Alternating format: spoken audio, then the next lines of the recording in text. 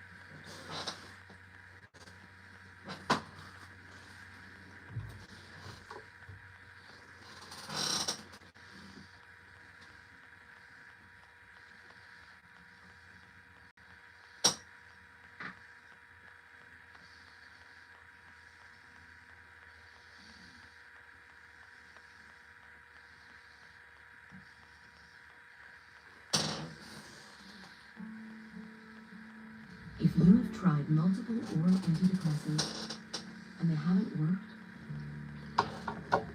did you know that after two,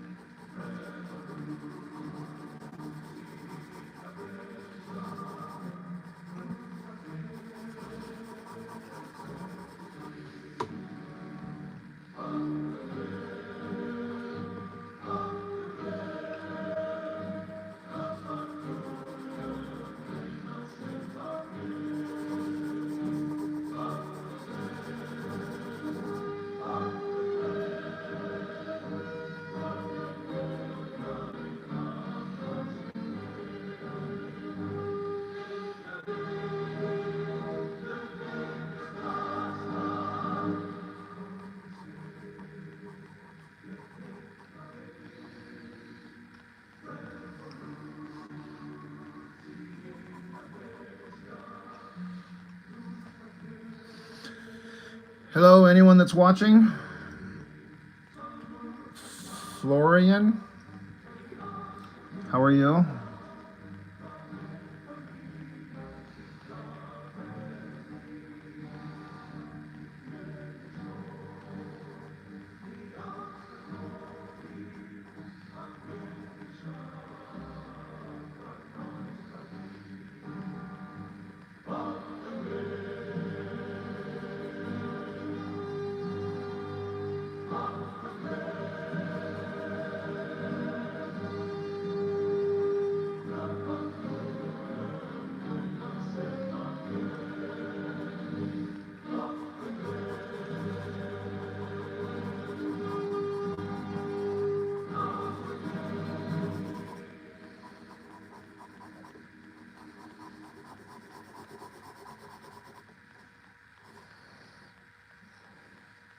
Fatty 15 isn't just another supplement. It's a science-backed, award-winning daily boost that reverses aging at the cellular level. We have been so shocked at Hermes added to.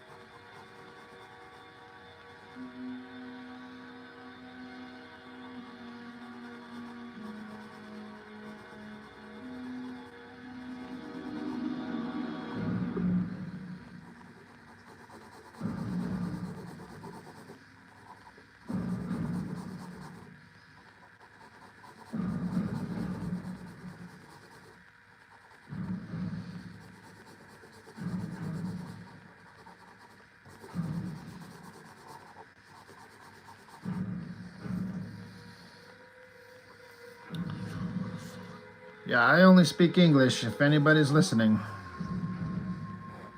Unfortunately, I am not cool enough to speak multiple languages. I wish I was.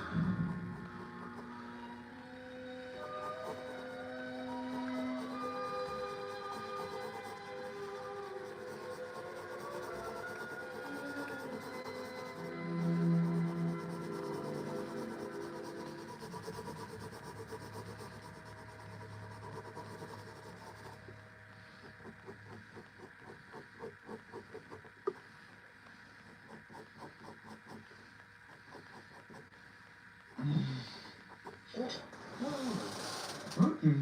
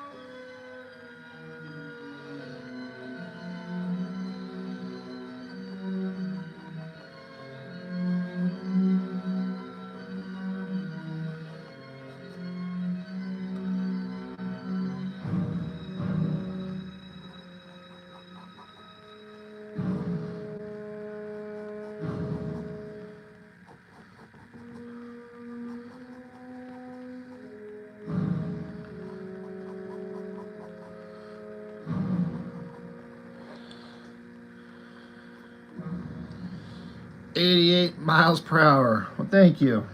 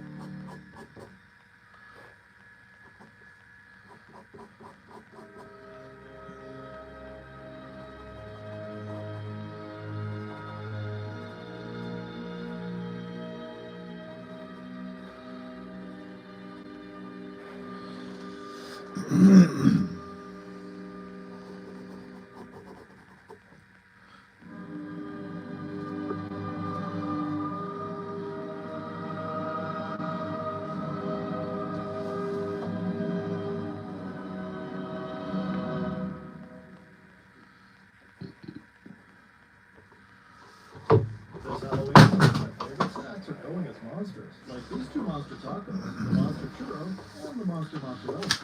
Me, I'm going as a super successful CEO. Trying for a mini $3.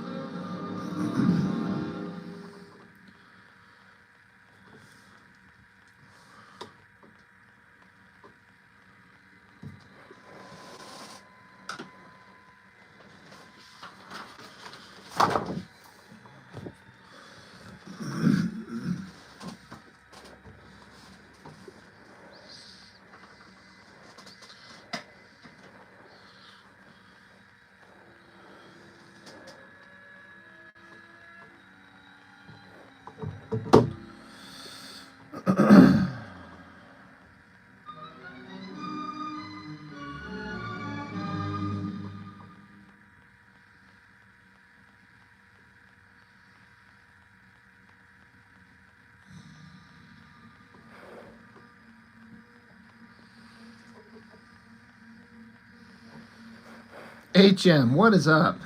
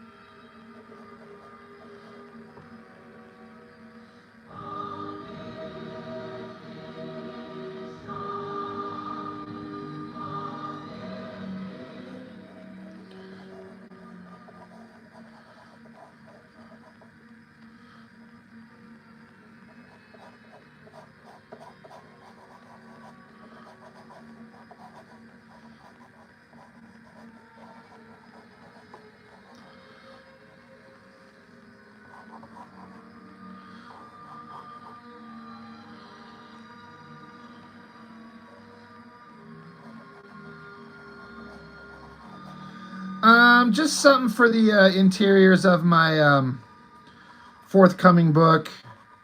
I've talked about having ads inside it that are like ads for comic books that are not actually going to exist. Let's go somewhere fun with AAA.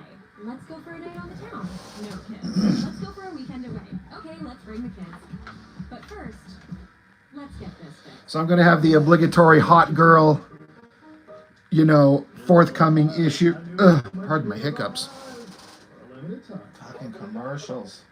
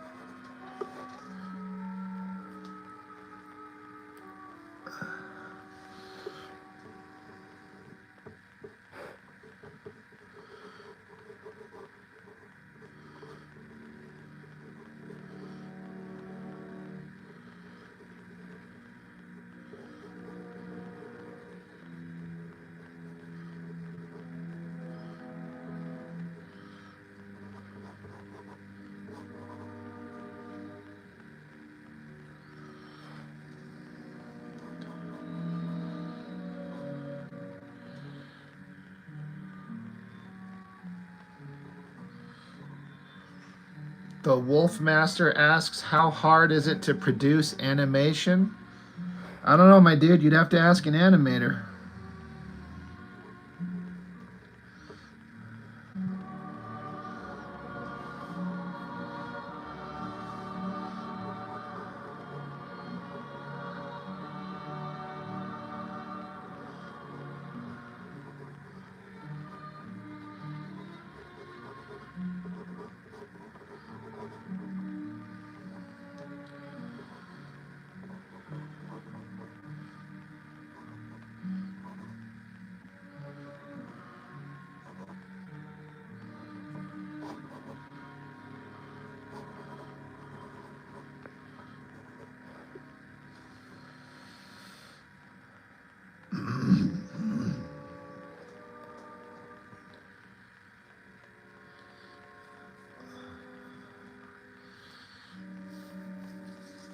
You were fired? Oh shit, that sucks, I guess. I mean, I would think. And to be fair, I haven't done any live streams this week at all. I've kind of been in a funk.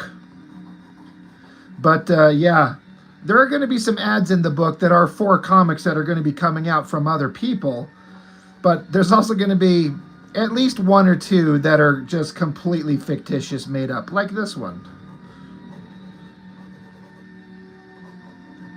It's just an excuse to draw a hot girl in a provocative pose.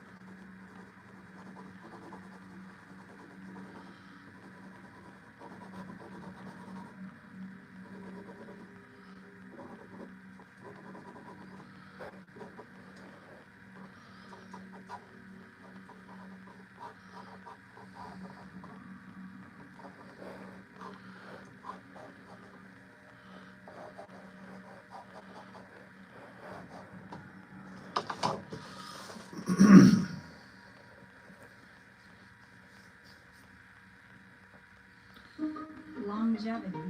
It's a great word, but it doesn't tell the whole story. It's not just about living longer.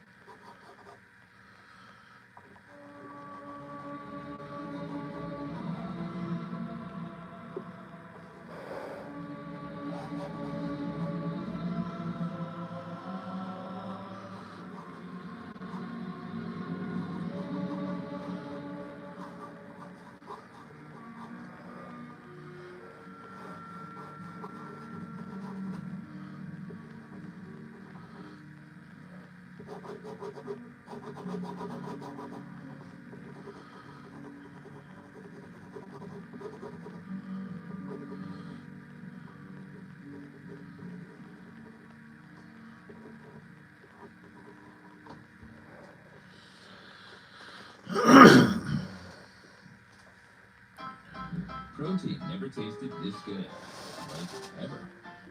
Adam Brooks, how are you?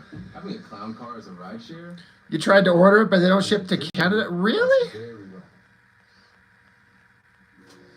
That sucks. I mean, I understand it probably would cost more, but you'd think that they would have the option to, we'll ship it as long as you're willing to pay whatever the hell the shipping fees are.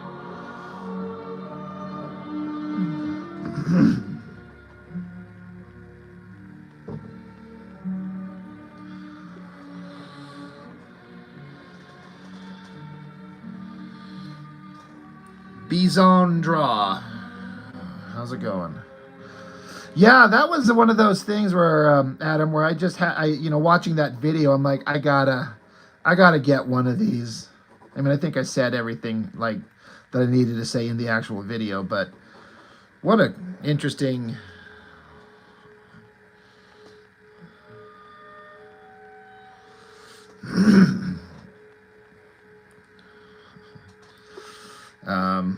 It's just what a neat book. And again, how talented were those guys? That guy drawing it, like, really good.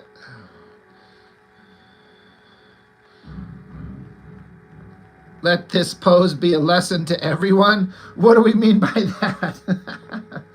It's either good or bad.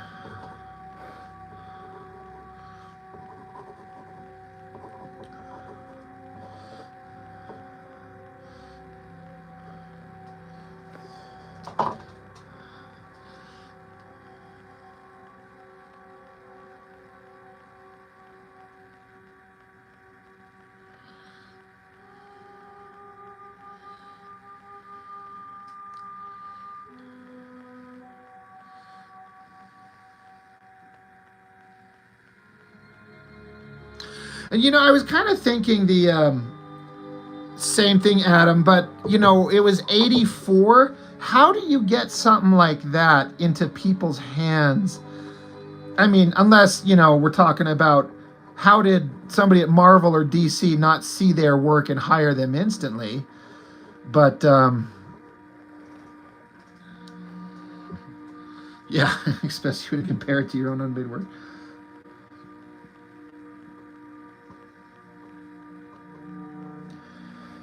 Yeah, it's just so crazy. And to have 9,000 copies just sitting in your garage for 3 decades or whatever it's been. Oh,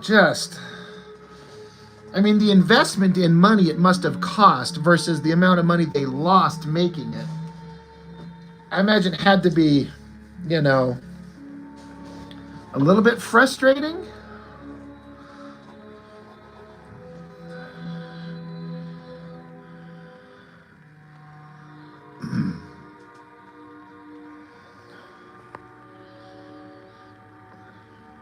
Yeah, HM, you can see the love he has for Leo Derek talking to Jim. Yeah. Like I was saying, I don't know who it was that directed me towards that, Jim Rugg was back online. It might have been one of you guys on a live stream, or maybe I saw it on Facebook, but I'm so glad somebody just said something, Cake Sweet, how's it going?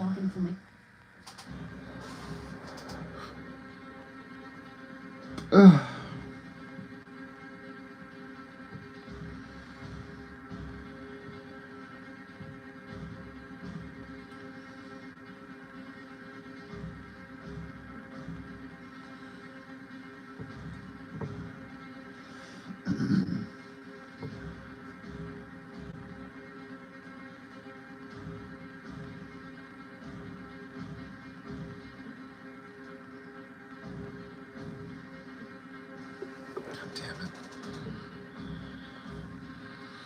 Was it you, Adam? I mean, I don't doubt it. I was just like, somebody said something.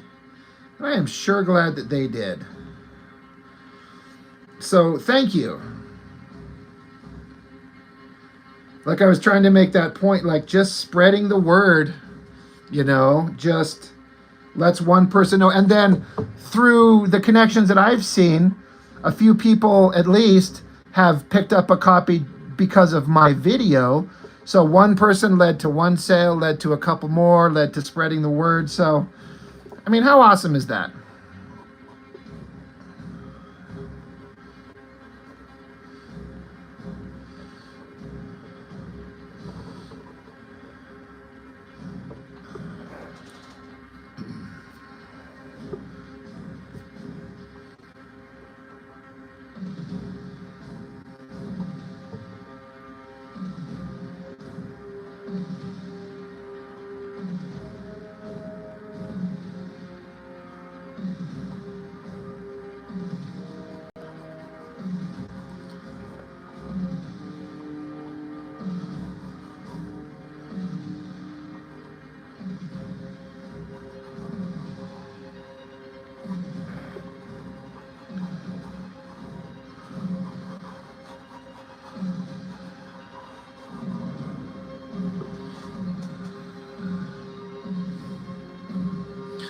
Well, you know what's funny, HM?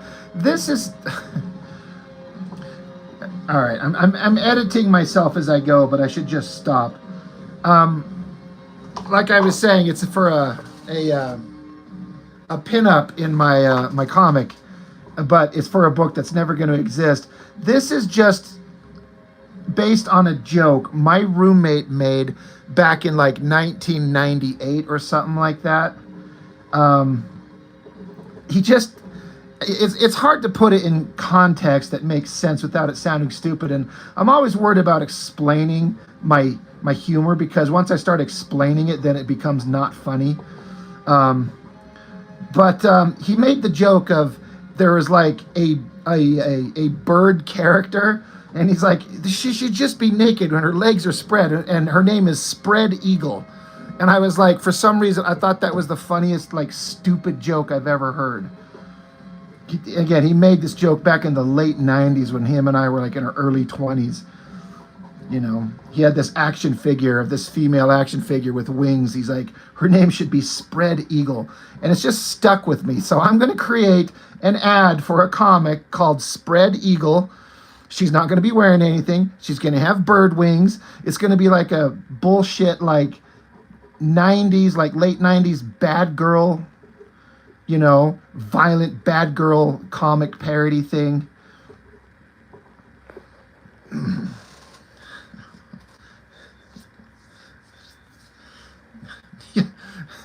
I could see it so clearly in my mind when he made that stupid joke. In the first apartment him and I lived in, just sitting around, just being young guys, just working and trying to get laid and failing most of the time, and playing with our Transformer toys and watching Star Trek and going to movies and eating cheap nachos from the 7-Eleven across the street because we were both broke as fuck. Just having a great time.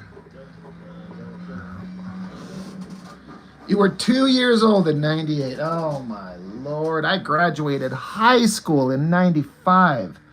I am so old. My goddamn birthday's coming up at the beginning of January.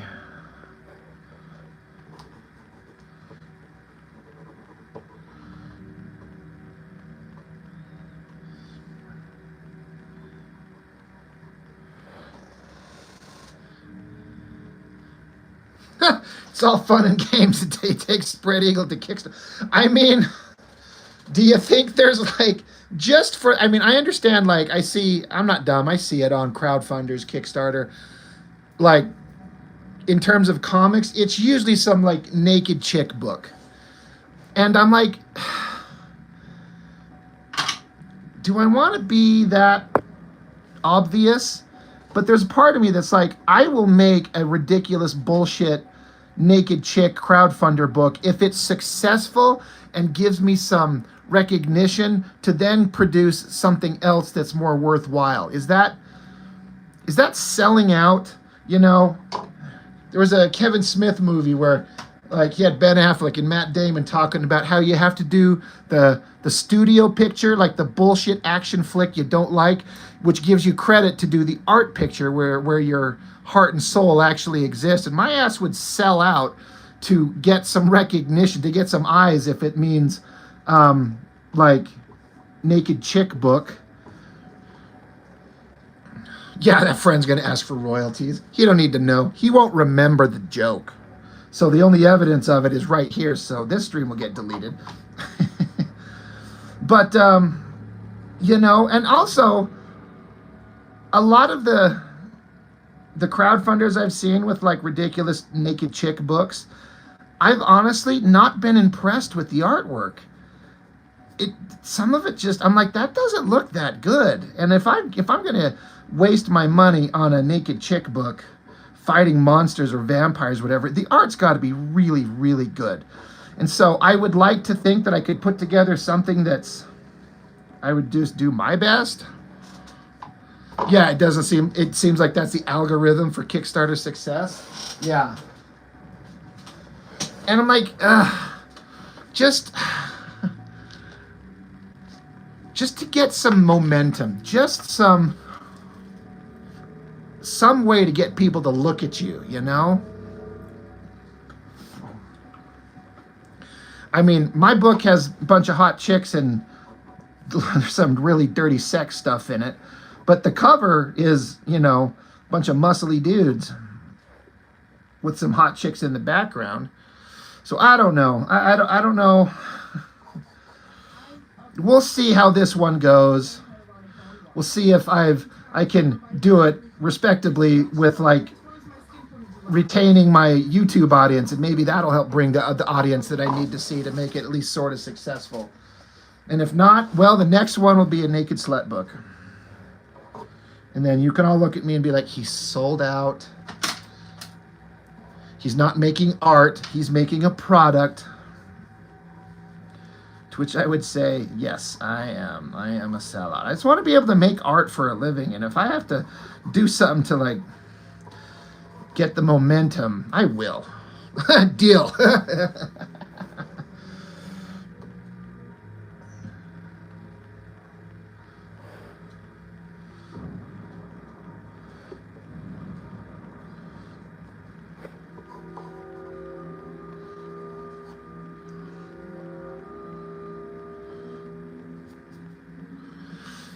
Any of you brainy guys have like a suggestion of what she could be standing on here besides like a Rocky Mountain top, like a cliff face here? A bad guy for Spread Eagle, a villain named Barbed Nipple. You know, it's just as valid as anything else I would do.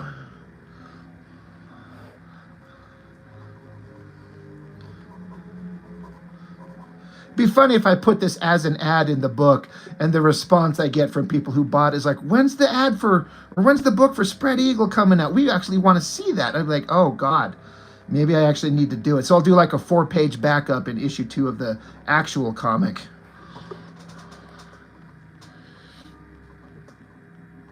Yeah, see, HM, I would love to write something a lot more stupid if it means a little money in my pocket. I mean,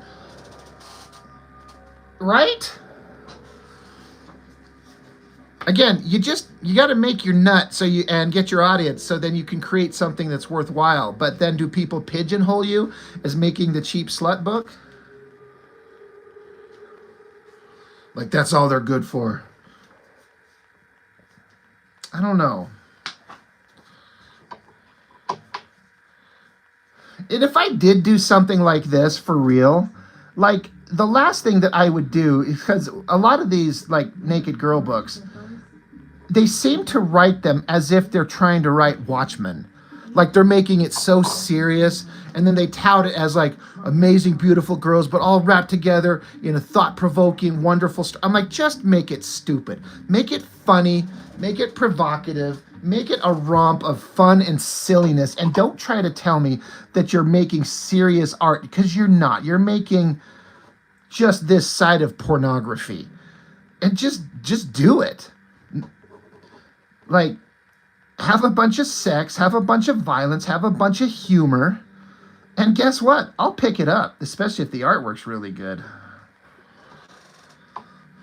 Also, always lesbian. That's right. Except for the right man, right? You saw early Alan Moore strips for newspapers. There's nothing like we saw later. Yeah. That's to be expected, I would think, from most people. I mean, if Alan Moore's writing, news strips in his early career, I mean, he's probably writing what he thought people wanted to see, not what he wanted to do.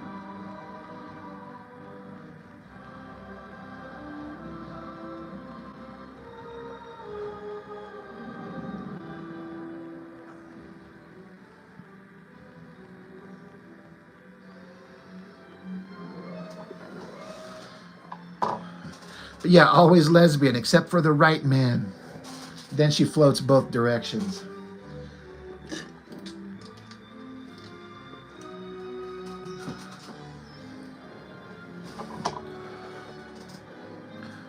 Everybody needs dick. Be it mother, daughter, or none. Everyone just needs dick. They just plain need it.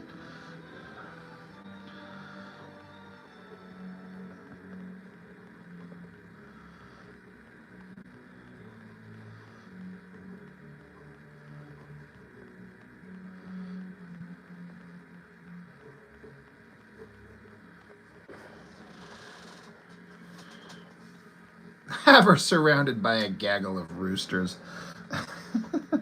You know what? Artistically, what I've got in mind, I'm going to do when I finish this thing is, let's see. I kind of wanted to lean in something that was very similar to old school J. Lee Hellshock.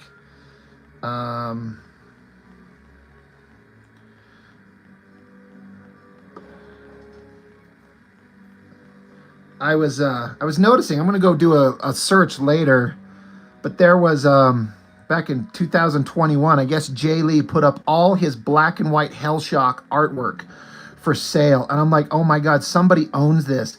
Somebody needs to make an art book of this crazy, awesome. Like the story was terrible, but like his black and white artwork with the white splatter paint, the black ink splatter everywhere. Son of a bitch. Like, I wish these were higher resolution. I'm going to go searching later. Have her on a cross. That might, maybe.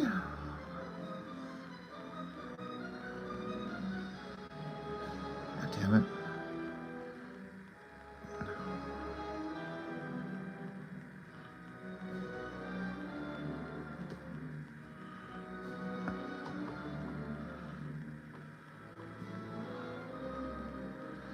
Like, look, I don't know if it's coming through very clear, but look how rough and quick he was with his inks. It's like the opposite of what he does these days. And what he does these days looks good, but where's this rough, scratchy, raw energy? Anyway, lots of black, white ink, white painted angel wings.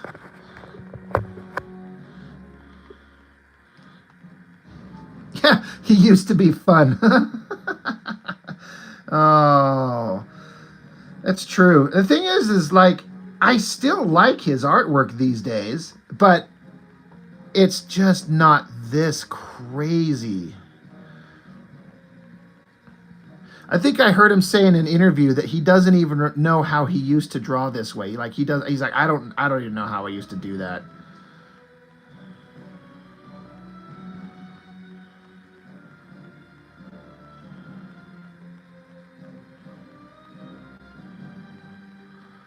Yeah, like that shot right there, I've always loved.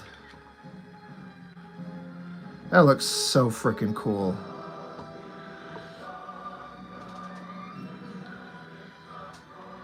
Yeah, there you go. His cover for Dynamite or some of those clean art, and his old work is grunge as fuck. Yeah, that's a great way of putting it. It's weird how he flipped completely. Going from super grungy rough to hyper super slick clean.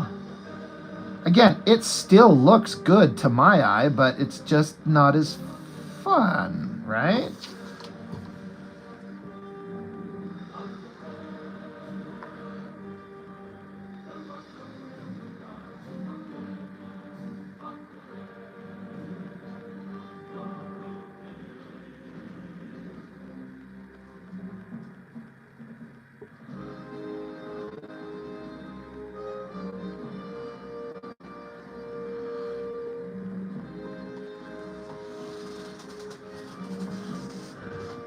Grunge as fuck. That sounds like that should be the title to something.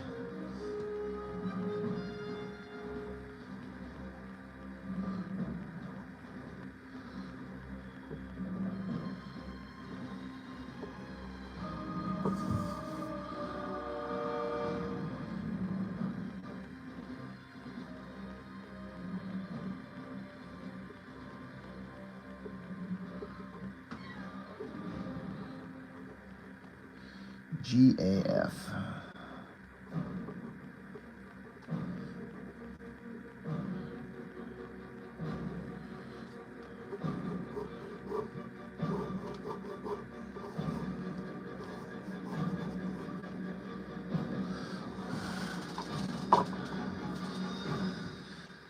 Patrick Pierce, good almost morning. Mellow Art of the Round Table. How are you, man? If you guys aren't following Mellow there, you guys are doing yourselves a disservice if you like art.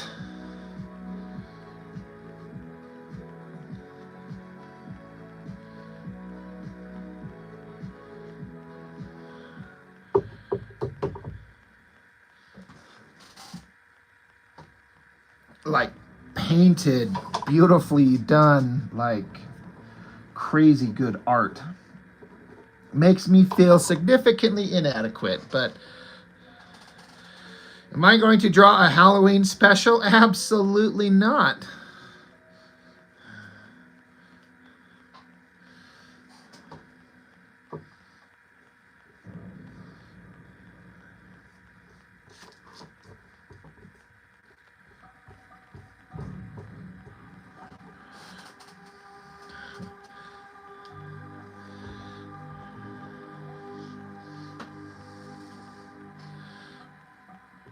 Yeah, Mel, I've got your. You did a live stream recently where you were working on that Fisto, and I've got it saved so I could kind of watch it and listen to it later. Um, I just haven't had the opportunity, but man, that thing is looking good. I love the no pumpkins, only melons. The kind of bright, intense, warm lighting you put on the figure. Hell, I can just pull it up for people to see, I think.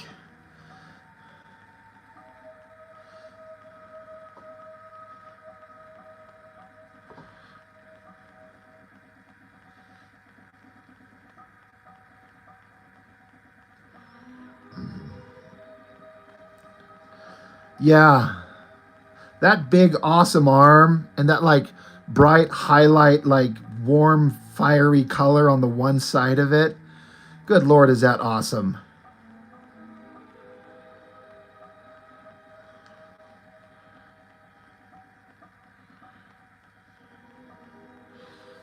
Skeletor with the chest burster coming out of him. Now that actually sounds awesome. I also love your God, your rocky like cobblestone wall that's kind of punched through here. Like I cannot do color at all, and this looks so cool. I like that it's like when you look at it close, it looks kind of messy, like a lot of paintings do up close. But when you just kind of step back, it just all joins together in like this perfect, you know, mishmash of everything that you want in art.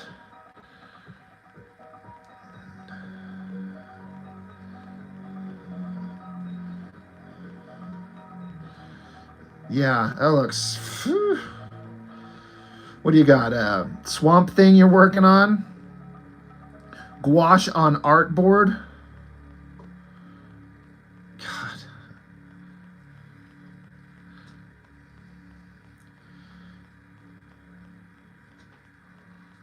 I really like this one. Earn up to 10x points on top Video. because you never know where A life Ouija.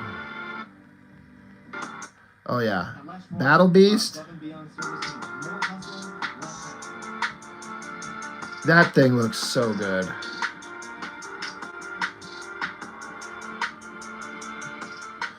Anyway, like I said, oh shit, gosh, dang it, look at this. Look at that. Like that highlight work with the coloring just makes him pop.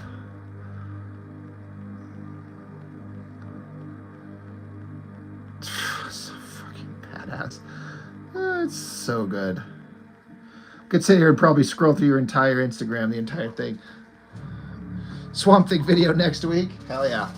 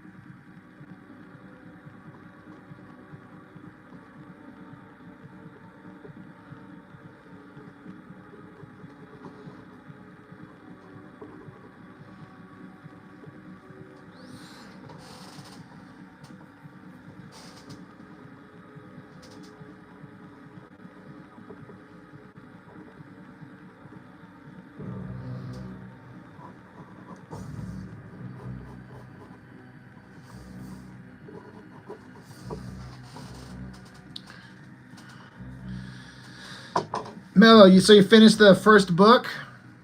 Well, thank you. You're very, very kind. That was always originally like the first story I come up with. You know, the kind of backstory is that my younger brother bought me DVDs of the show for my birthday way long time ago, and I hadn't watched it in years. And so I come up with that first story of He-Man versus Skeletor and the way that all kind of plays out. And I just like, let me just draw it. Let me just make this thing. And then I got it done, and I was like, well, I got more to tell. Because it becomes like, well, what happens next? What happened to this person or that person? Like, this story isn't wrapped up. So I just kept going. 6 volumes later, here we are. This reminds you of the cartoon Gargoyles. Well, it's like angel wings. She could have bird wings. But I have done in a whole big pinup series of the original Gargoyles. That's love that stuff. Having a clown car as a rideshare is wrong. Underage drinking, that's very wrong.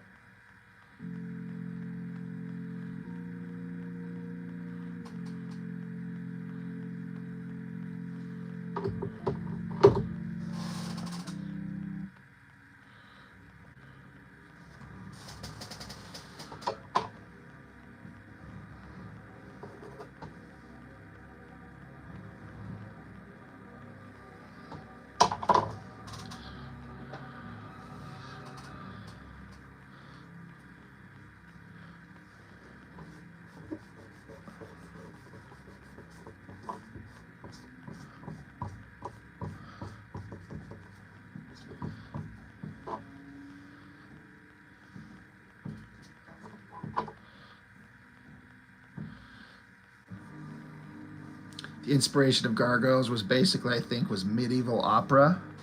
It had really, really excellent storytelling, which is, I think, what really helped propel it. Because it's not like it wasn't a known property. It wasn't Batman or X-Men or something like that. So to have an animated series where it had that good of a storytelling element to it, the creator of it very clearly was passionate about what he was doing and knew what he was doing. And man, did he make a memorable, like, it became like a must watch for me and my my younger brother. I think my older brother too. He had moved away and was going to college, but I'm pretty sure he was watching it too. So I was like watching Gargoyles and The Tick and going, this is great stuff. Medieval Oprah. That's actually kind of funny.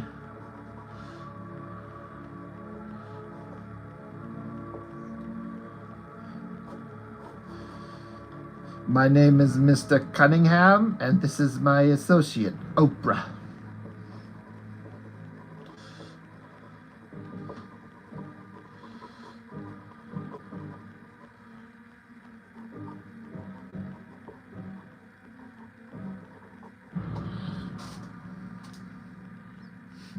Medieval Oprah versus medieval Spawn. As long as Spawn splits her from neck to nuts, I'd be fine.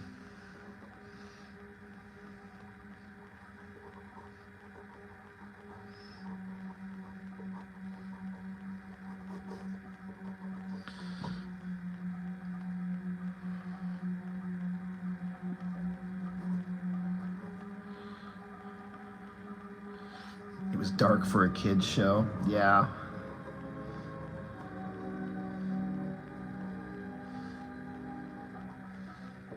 The Star Trek nerd in me really appreciated all the voice casting from various Star Trek shows that were in it all over the place. That was a fun kind of connection.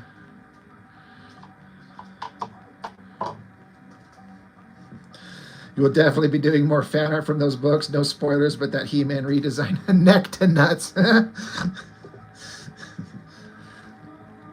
Yeah, yeah, the whole idea was to take He-Man and, like, the greatest most noble hero and have the worst possible thing happen to him, and he wins, but how would he react, you know? Yeah, Jonathan Frakes is such a great voice actor. Yeah, he was great as Xanatos. I had to think about it. And then Marina Sirtis doing Demona.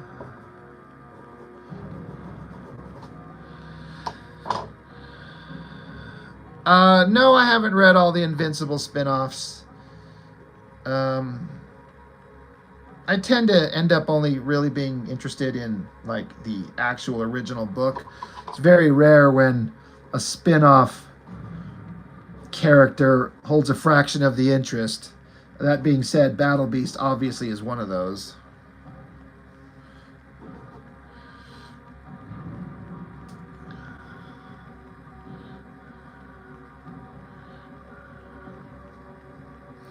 Yeah, that's what I was saying. I put up a post of it because he put up a picture of that artwork next to my books, and it's just neat to see, you know, someone doing art and then have my book sitting right there. But yeah, to have somebody do fan art of my books, that would be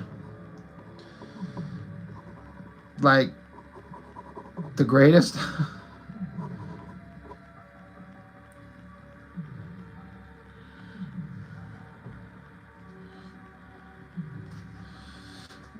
Was that Ed Asner as Hudson? I'd never paid attention to that. Seriously? That's awesome. I could hear his voice perfectly, and you know, I like the earlier episodes when he's kind of questioning. He's like, "Why do you call the river why do you give the river a name? If you give it's still the river." And Elisa Maz was like, "Well, we call that one the Hudson." He's like, "Well, all right, then I'll be the Hudson too." And she's like, "All right, that's your name."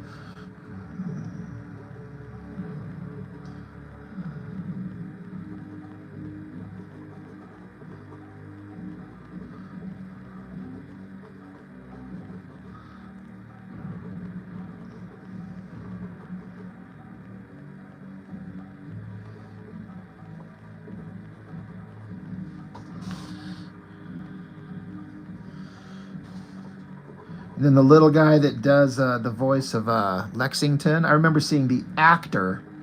I think it was in Under Siege 2. Never seen the guy before, but holy shit, was his voice completely like, I know who that guy is, or at least I know some of the work he does.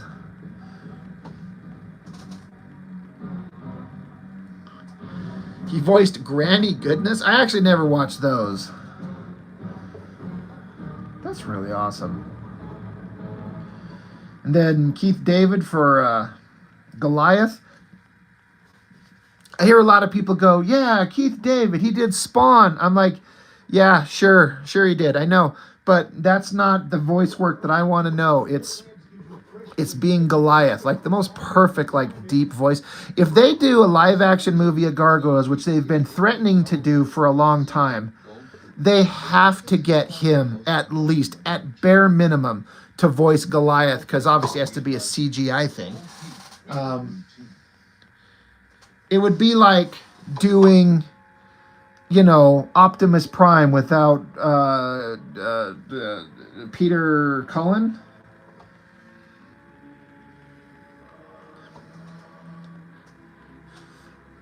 In the same vein, I was actually pretty pissed off in that last god-awful live-action Transformers movie with the Beast Wars. For anybody who knows the Beast Wars, I'm a huge fan of that show. It's like the best Transformers movie ever made, and they're going to do the Beast, you know, the Beast Wars, or at least on some level. I'm like, they have to get the voice actor who did Optimus Primal from the cartoon. And no, they get frickin' Hellboy actor, Ron Perlman.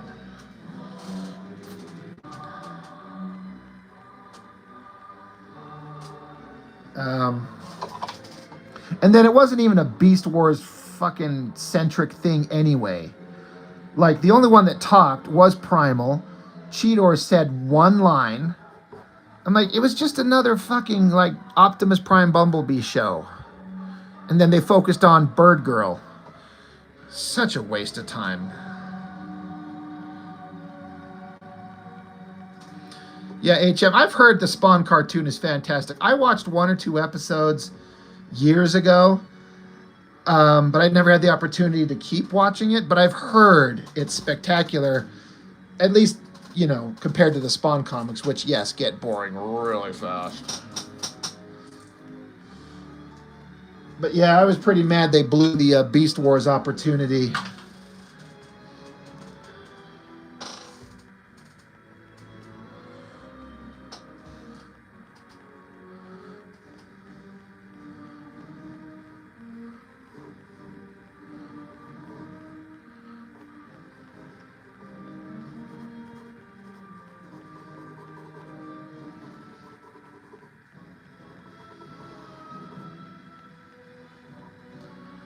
Should just learn to not trust movie studios anymore.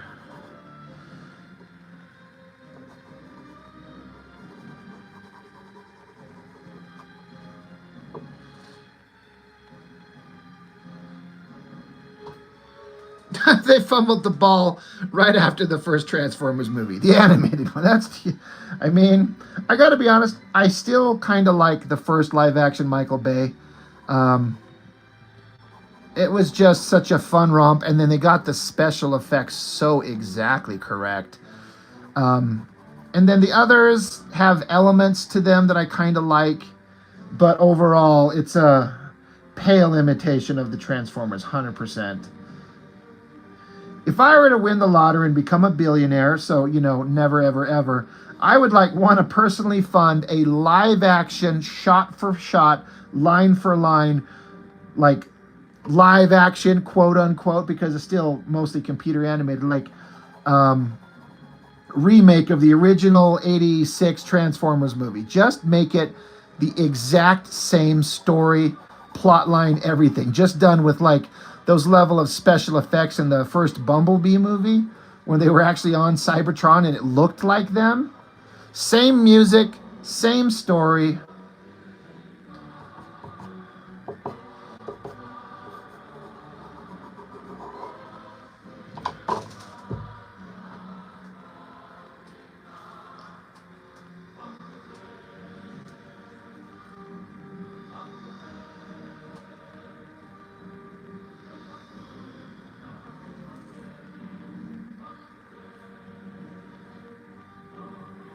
Is number 5 the Dinobot one?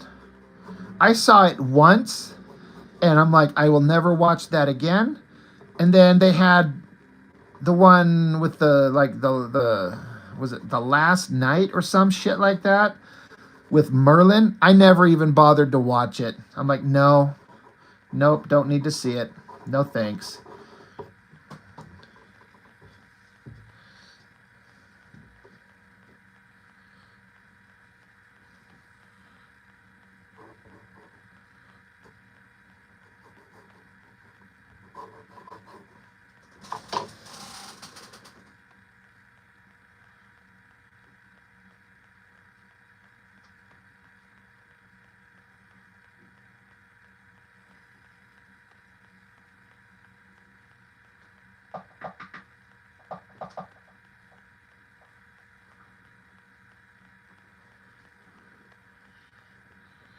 The Last Night is the one you're talking about. Yeah, I just avoided it. Nope.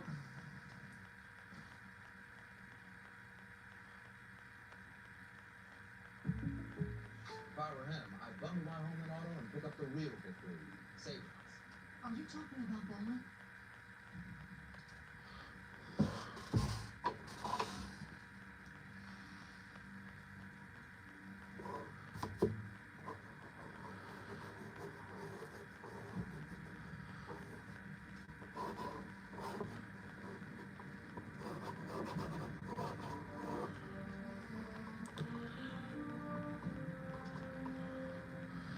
Yeah, I heard that Last Night one was just one of the stupidest movies in the history of mankind. That's saying something.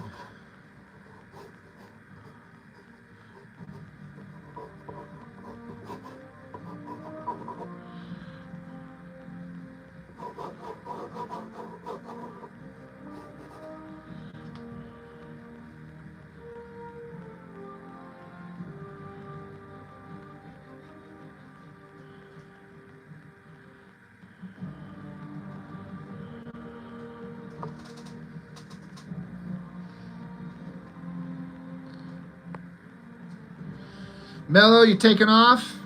Thank you so much for stopping in. As always, I appreciate it.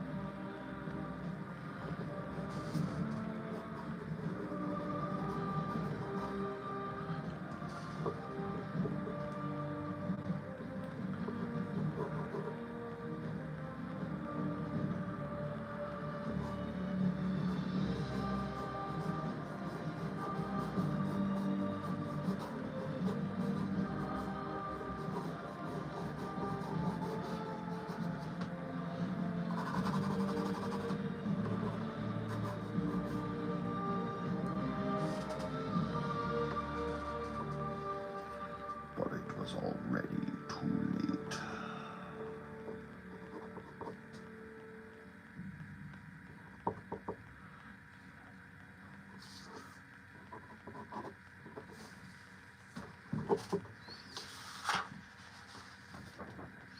I've heard of Cadillacs and Dinosaurs, right? I've heard of it, but I've never watched it. Check out extra big deals at CVS. Extra Care members get extra big savings on more of what matters most every 2 weeks. It doesn't get extra big enough. Shop tons of extra big deals at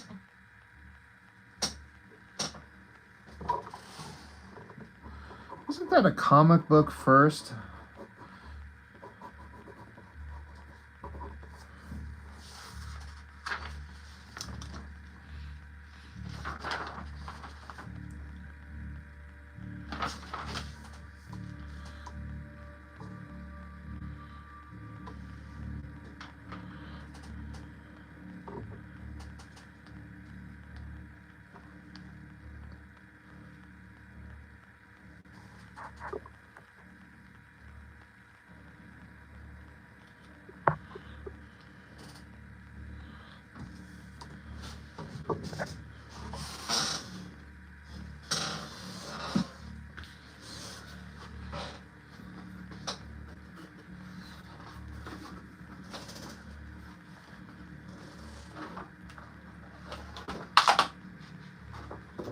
Oh yeah, Men in Black was a comic book forever ago.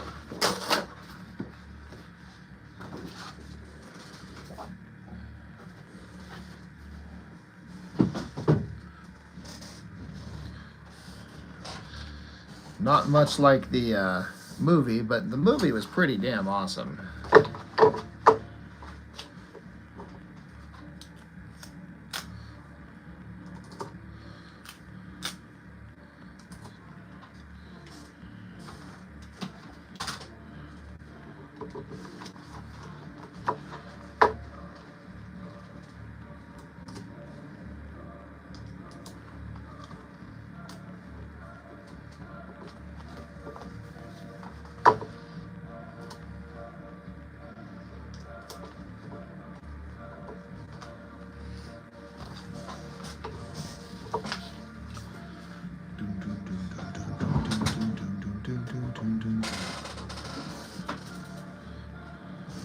Everyone knows the movie The Sixth Sense.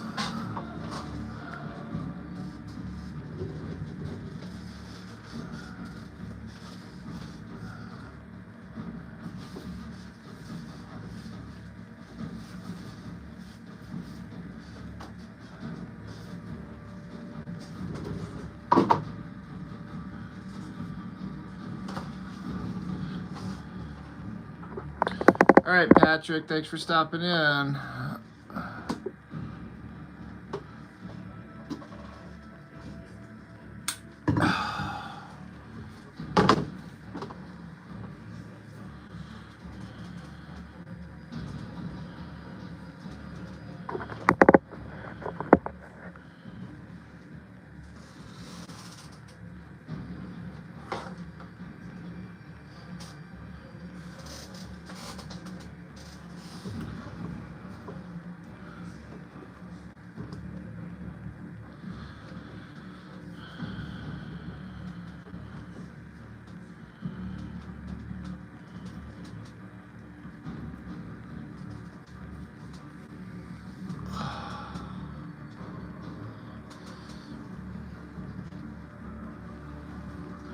mean, Invincible was still entertaining, but it did kind of start out. It's one of those things where you have to give it a chance to let the story get going before you get to see the genius that is to come. Michael, how are you doing?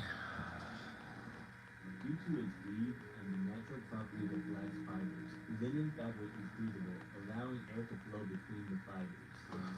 This keeps your body cooler.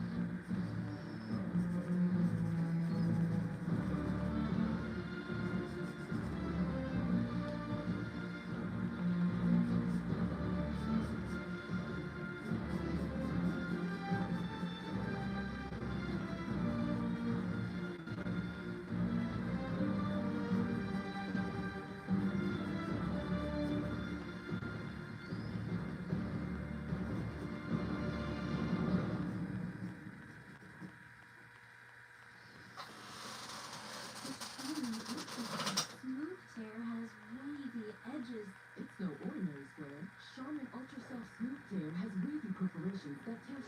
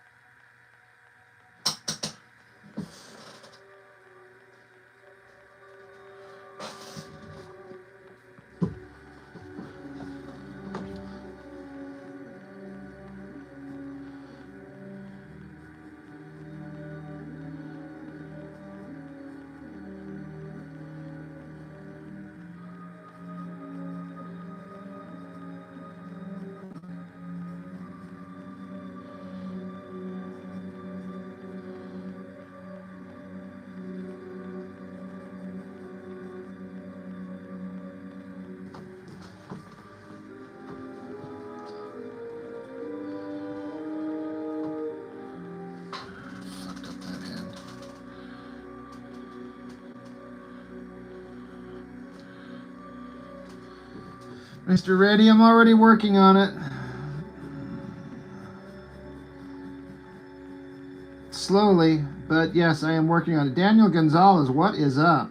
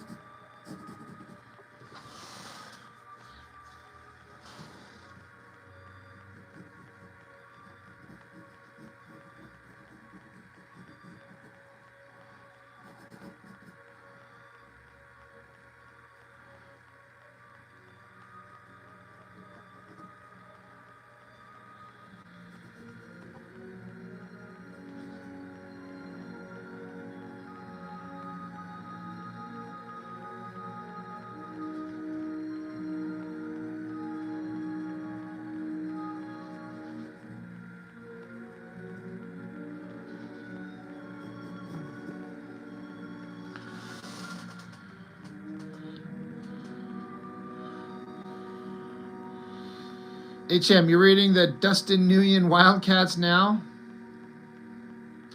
Yeah, I really enjoyed that run. It's Joe Casey writing, right? The stuff that he did with what was it, Sean Phillips before Dustin Nguyen? I thought there were some really fascinating ideas. Daniel, you doing some penciling? Well, I'm always enjoying seeing your stuff, man. You know that. I forget, Daniel, you finished a book, right? At least a story. Were you gonna do something with that? I can't remember. I feel like we've had this conversation, but you have to forgive me. I've kind of forgotten parts of the conversations because it's been a minute.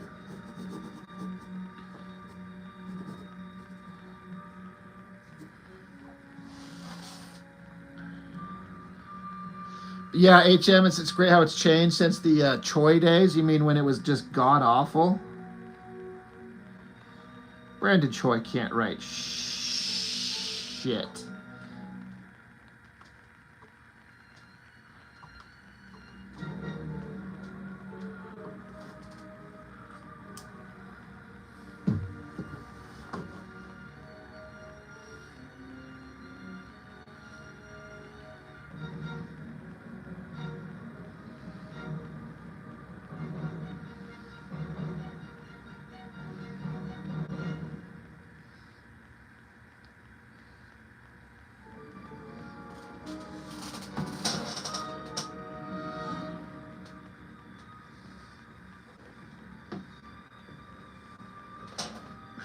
Inspired by my work ethic? Well, thanks. Is it work ethic or I've just got nothing better to do with my life? Plus, I've been extremely lazy with my art this week. I haven't done much of anything, so I've been in a little bit of a funk.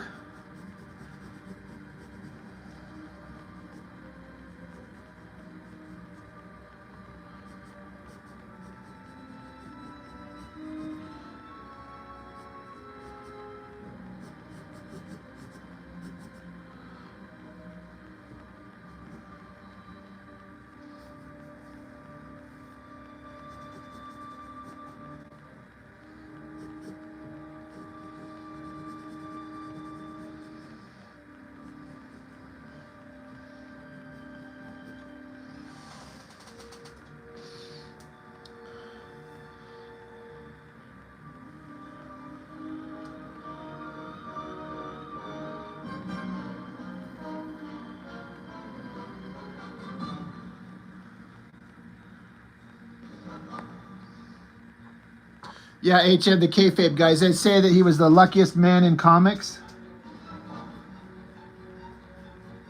It's like, oh yeah, you're buddies with Jim Lee, and he needs somebody to put words to art. He wasn't really concerned if it was good. Or, you know, if I'm being honest, I bet you that Jim Lee thought that it was good.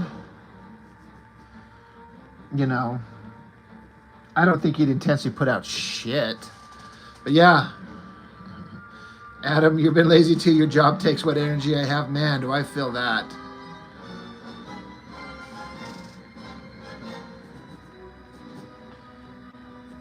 It's hard to come home and then like want to like charge headlong into your projects like you want to, but then you just want to like sit and just kind of recharge for a minute.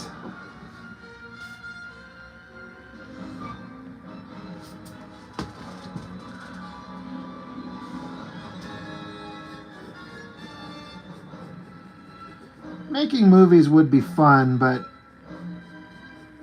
you know, usually someone else is financing it, so you have to answer to them. Comics are the way to go. I've said this for a long time. Comics are the best. You can do anything you want, any way you want. Yes, you're limited by the visual medium. There's no moving, there's no sound, there's no music, but you get a unique thing and you can control it completely. So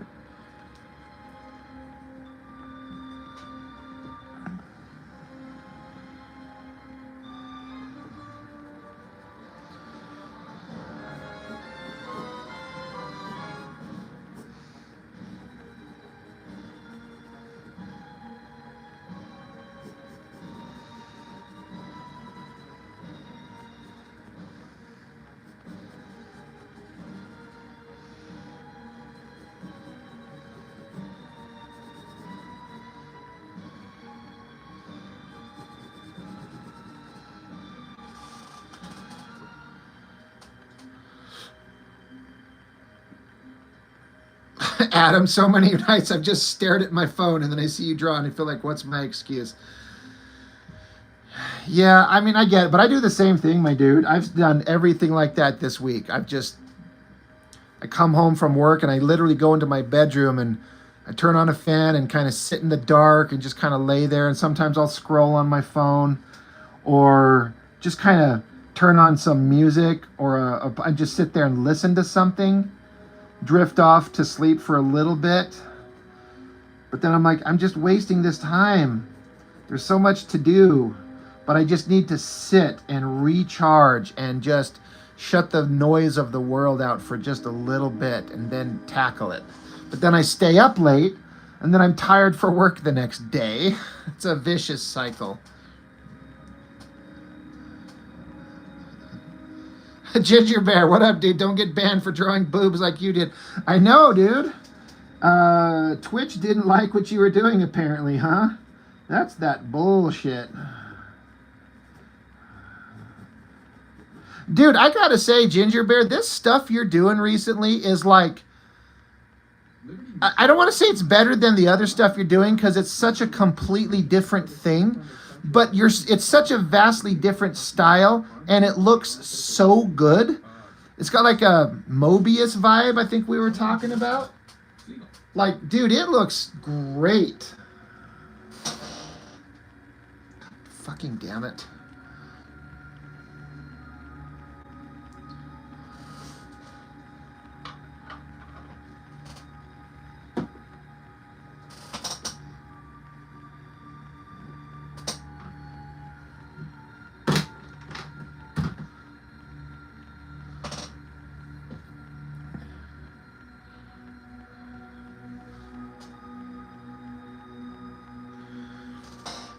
Yeah, you're just knocking it out of the park, man. And you're doing it by hand, right? You're not digital. And like it's made me want to try it, right? Just sit down and just, you know, maybe have something to reference off of, but just freeform it and just kind of look at it and just not worry about an underdrawing. Just go. I've never been good at it. It reminds me, Jason, of just how good a goddamn artist you are. Like, you know, not that I ever doubted it, but it suddenly becomes apparent just how good you are when I see that stuff. I'm like, oh yeah, like you and Chuck are like professional artists, and I'm just some chucklehead over here making comics about dicks in jars.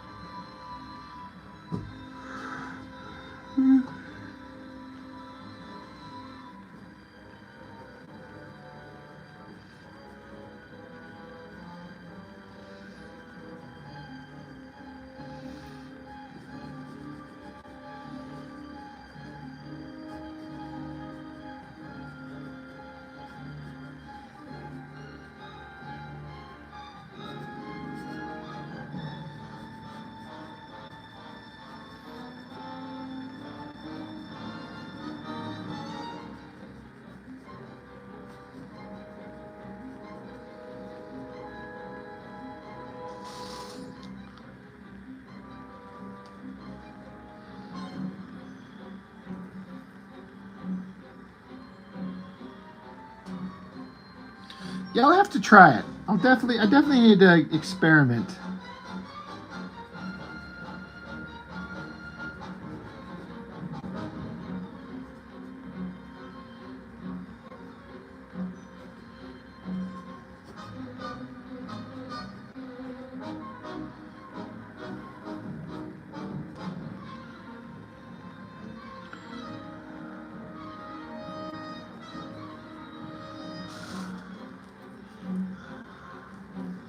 Yeah, Reddy, I wouldn't call Watchmen a parody. I don't know if you understand it if you want to call it a parody. That's like a deconstruction of everything. But parody is not it.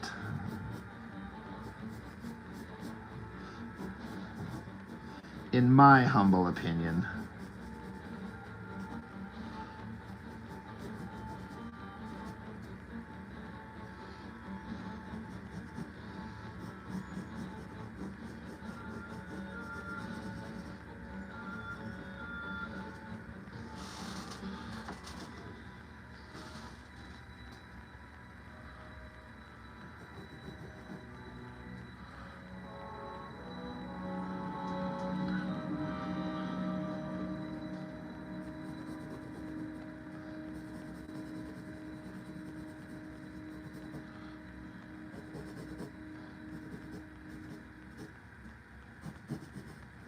Diagnosed with Crohn's disease and struggling with your symptoms? It's not too soon to talk to your doctor about Entyvio for moderate to severe Crohn's and learn about the results you need, including rapid symptom relief and long-term remission. Entyvio is the only gut-focused treatment.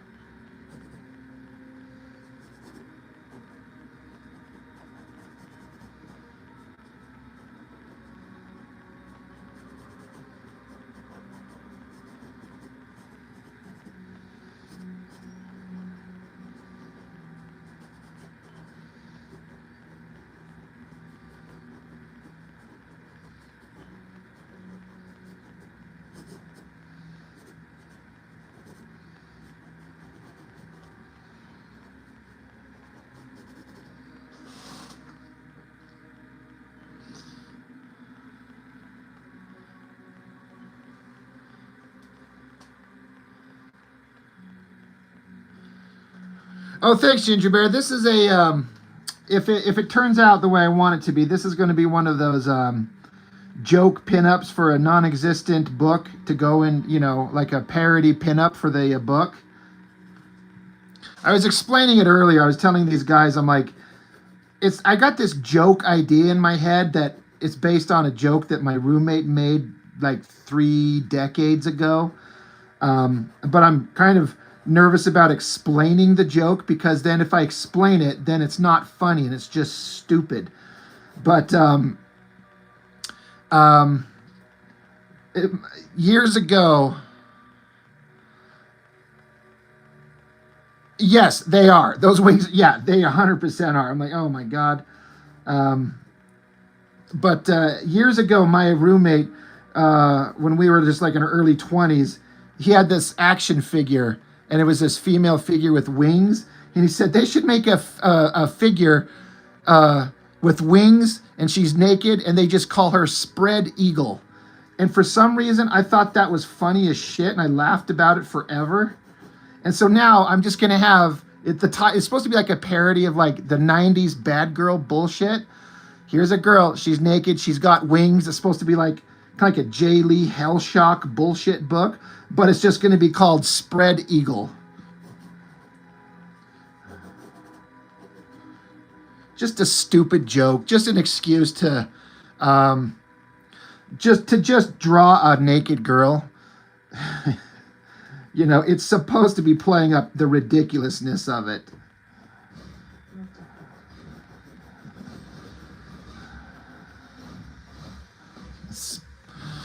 Yes, please, right?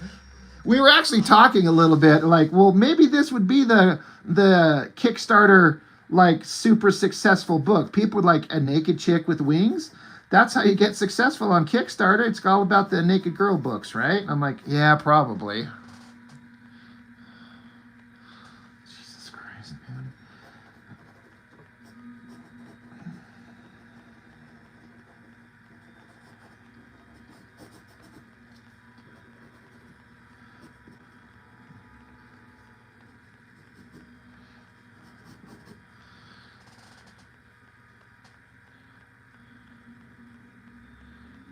Well, see, I was actually looking at this, and I was trying to place her arm so it covers the specific anatomy, but I may have not drawn it where all the anatomy would be covered. The way I placed her arm, I tried to put it so it's covered, but no, I mean, I'm going to just have her tits out, because my book is going to be full of nakedness anyway. So I figured it's just going to fit with the theme. Yeah, the slutty pervy books always get funded. And and I was saying that, Jason, that like I've seen a lot of those slutty pervy books, but the artwork is always shit. Like if Adam Hughes did a slutty pervy book where it was just like a bunch of like hot girls fighting and making out, oh my God, would I buy that in a second? Or if Mark Silvestri drew it. But these guys on Kickstarter make these books, and I'm like, the art fucking sucks. Like they'll get an amazing cover artist, but I'm like, where's this fantastic artwork like on the cover, and then the interiors are shit.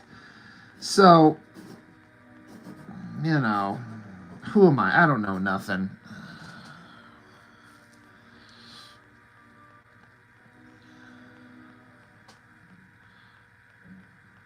That shit would sell like crazy if Adam used it. Right? Can you imagine him doing pencils and inking his own work, and then digitally coloring it the way he does? Oh my God, that would be... He could become a millionaire. I mean, he might be already for all I fucking know.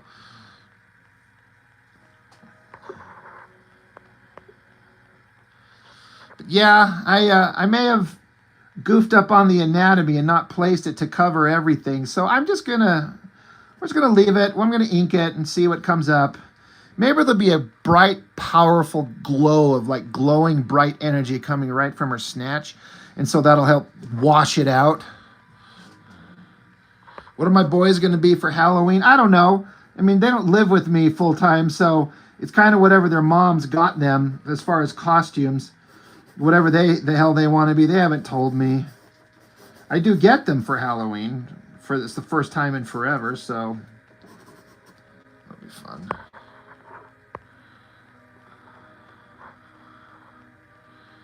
She has a small bird coochie. Yeah, I'm going to make a digital copy available of the book. I'm going to have somebody put it together for me because I don't have the slightest clue how to do that. I think I've got someone lined up who would be able to help me on that. But I'll have digital versions available so people can read the actual thing in case people can't afford to get it shipped to wherever the hell they may be.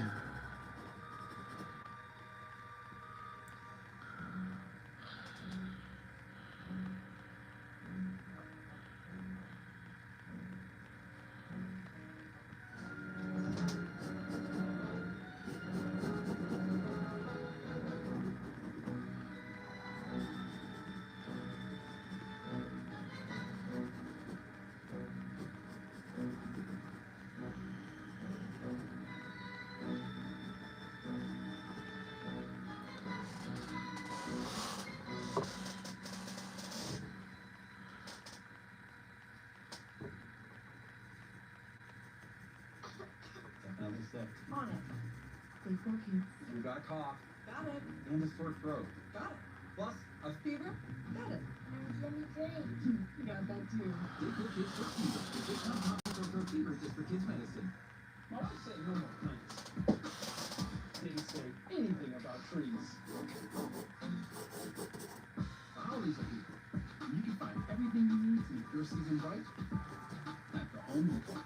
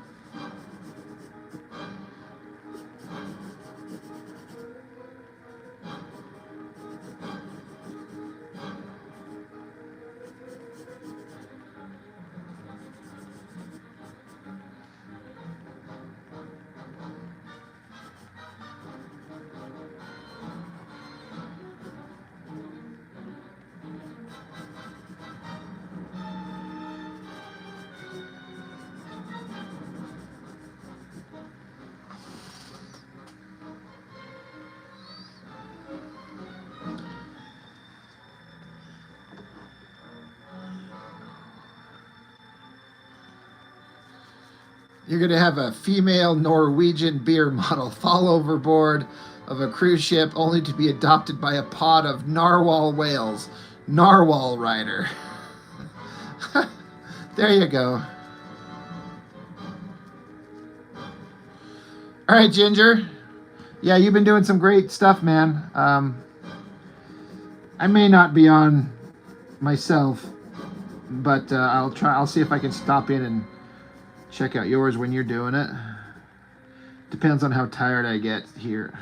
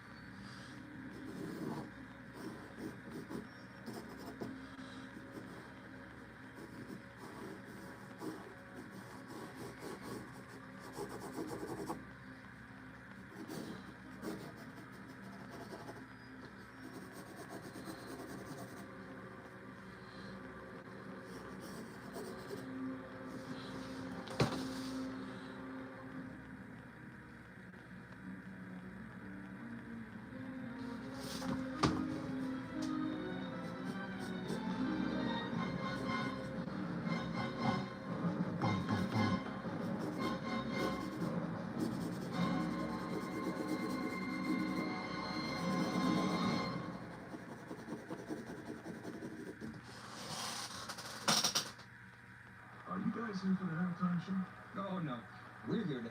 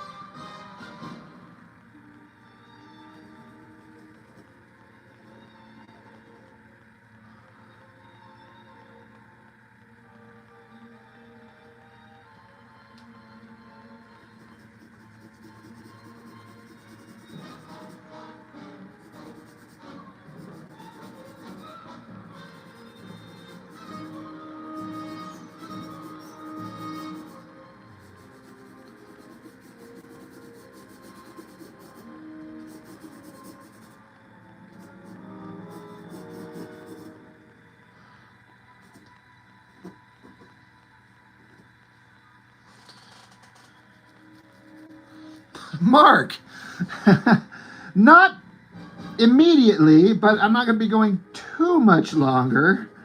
I might be going another half hour or so. I don't know, but not immediately. How are you, Mark?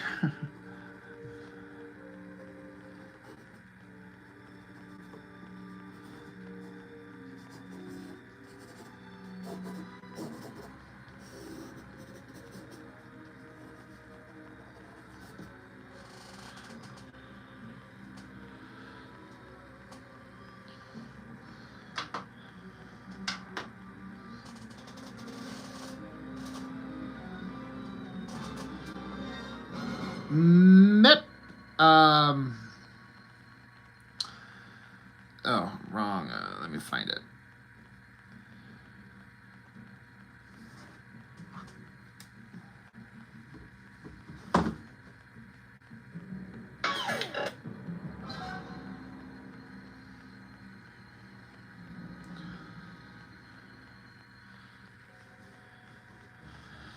I was talking to this fella on Instagram, Melvin Mello Marrero.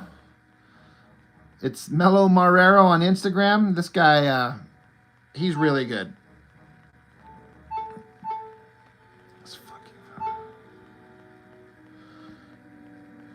And if you want to find a link to him, if you go to Instagram, if you follow me on Instagram, I posted just today with a link to him on there. Yeah, we all like the costume, Mark. Who wouldn't?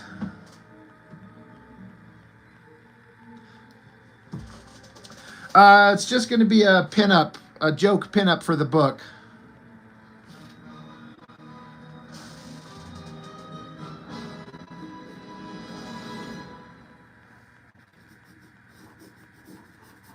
It's not the deli. It's Oscar Mayer Deli Fresh. Take the next step in treating your moderate to severe ulcerative colitis with Entyvio, the only gut-focused treatment for UC that helps block inflammation in the gut and works right. The title of the comic is Spread Eagle.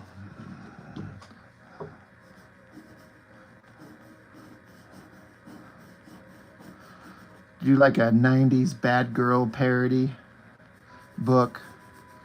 They might have Witchblade, but I have Spread Eagle.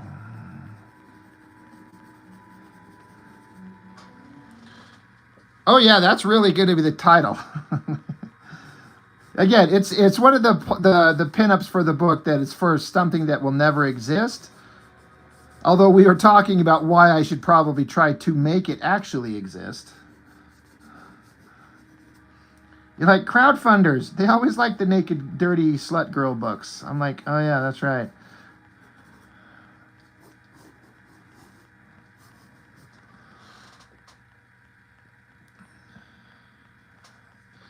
Oh, thanks, Mark. The hand. Thanks. I was kind of surprised. I got to kind of make sure I rework this one. I kind of goofed up the 3 fingers, but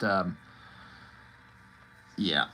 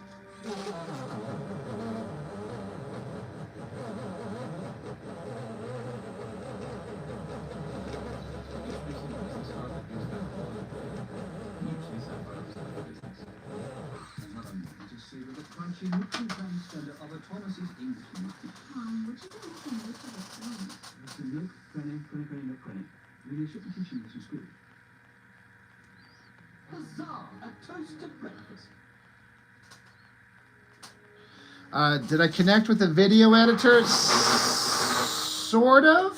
I hope so. I had one guy who was talking to me, but I don't know how else to put it, like, except that, like, in a way it was kind of like like a job interview in a way, and some people just don't know how to, like, communicate. And so I just had to put one guy aside and working with another fella who might work out, but he lives in a place where it's hard to get him paid. So, but he says he's willing to work with me, and he's working on something for me right now. But I'm trying to, like I said in that post, like, I'm trying to build a thing where if we can make some video content and get some views, I could get some, you know, real ad revenue going, and maybe it, you know, the idea with that would be kind of a gig for somebody to make some money, like a side job, a side gig. I just need somebody to help work with me to build this stuff up and do it.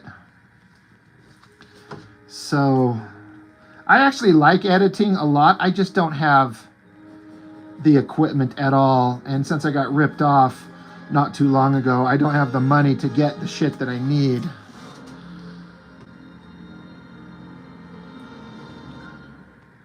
Adam, I want to start making some video content with some, like, maybe like one a month of some, like, better quality, like, YouTube, you know, where, like, I have commentary on a thing, but there's, like, intercut with, like, images of whatever I'm talking about. You know, a pop culture thing. If it's a movie, it's Star Wars or it's Star Trek, and it's intercut with video bits of the thing that I'm talking about, with also understanding, like, my sense of humor, being able to throw in something kind of funny, where, like, I would record the audio, and then I want somebody to, like, edit together video content. It's been something I've been thinking about for a long time, considering the size of my subscriber count right now.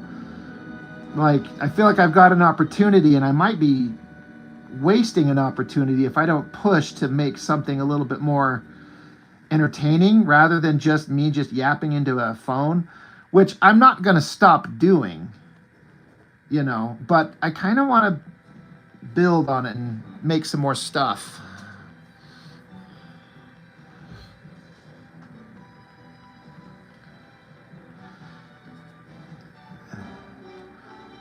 Like, if I want to talk about Star Trek, for example, you know, I want to have some editing in there with some of the cool stuff.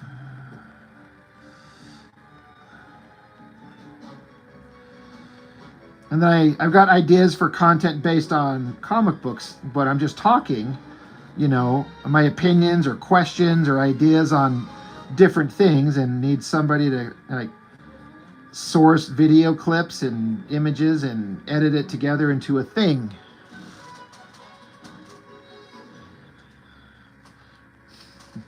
I mean, that's why I'm, like, not gonna stop what I'm doing, but I've got kind of, like, an idea for some other stuff that I'd like to see that maybe takes my sense of humor or whatever and can make it, I don't want to change the channel into something that it's not, but yeah, there's a little part of me that's like, honestly, like, the opportunity to make a little bit more money doing this is a big draw. Like, I've got an opportunity and I've got other things I want to do. So if I can get somebody to kind of help me do it, and we could kind of partner on it, where somebody could have a fee to make, you know, video editing content. If I can make that revenue off the video and pay a person, then I'm making money, they're making money, and I'm also making different kind of content that's entertaining me and hopefully other people.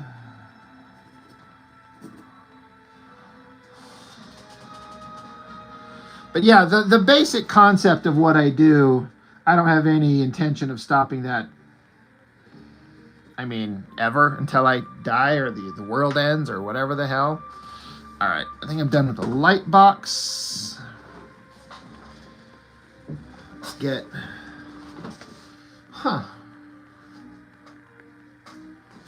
think I kind of nailed what I was going for on that. Uh-oh. Power outage. There we go.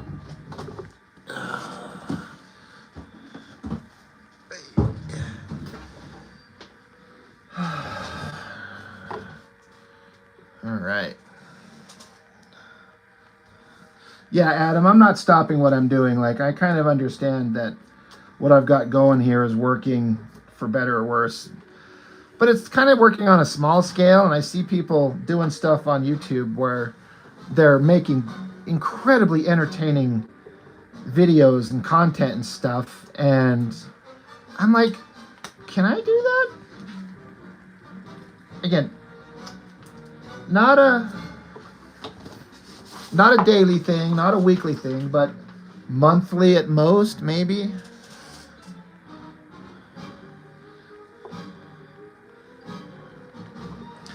Yeah, Mark, like I'm very much aware of how I've kind of reached the size that I've got with what? You know, I am consistent. You know, that certainly has got to factor in.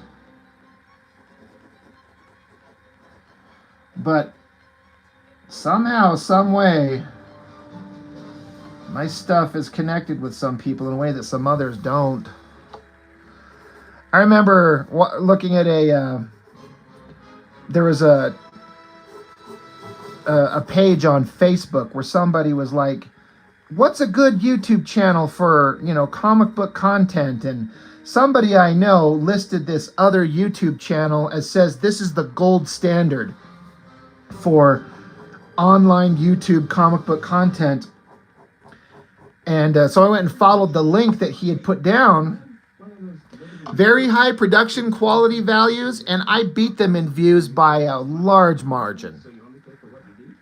You know, I'm like, well, how are they the gold standard if my dumbass just sits down and just turns my phone on and starts talking and gets way better views than they do? But they're the gold standard. Like, I'm doing something right, I guess. Marshalls?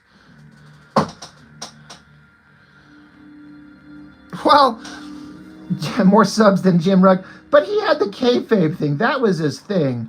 And, you know, and he hasn't been doing anything else. So if he were to get back regular, you know, the kayfabe channel was approaching 100,000, I think it was, when everything went down. But yeah, as far as I know, Jim hasn't been doing anything in terms of like YouTube content, so he hasn't been pushing it, but people would follow him in an instant.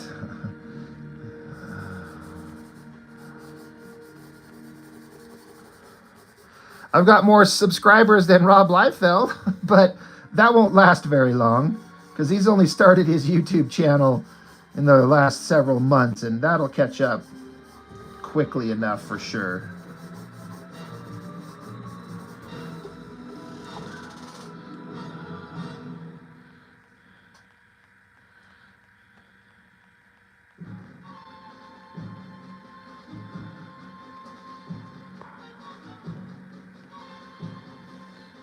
Mark, you asked me, do I remember the channel? The one I was talking about that was the gold standard? I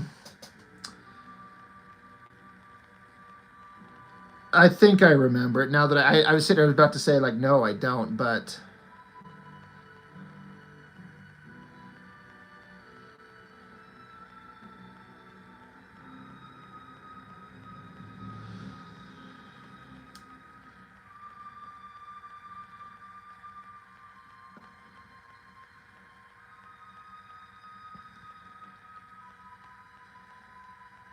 Yeah, the kayfabe is. Yeah, I mean, I'm not trying to bash on anybody if I'm going to talk about this other channel that this guy listed. But, I mean, they've actually stopped putting up videos, but their last one was 11 months ago, and they have a subscriber count of 5,290, the Comic Lounge. And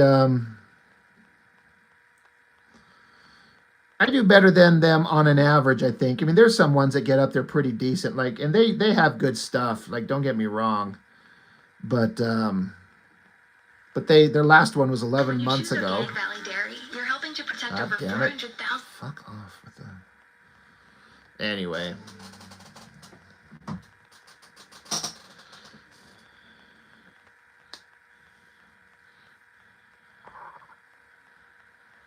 Adam, kayfabe is a gold standard for real, but my stuff feels real and spontaneous. I mean, it kind of. I mean, you know how it is. If you've listened to me long enough, I don't know how all of you aren't sick of my voice, but yeah, I just kind of sit down and quickly flip through a book and just like, all right, let's just start talking. I'll just start freeforming it or what is it? Freestyling it. I'm like, I don't fucking know what I'm gonna do. Let's just talk. Yeah, Mark, you joined when I had 500 subs. I'm coming up on, I'm past 2.5 years doing this. I started it it was March or April of 23, I think it was.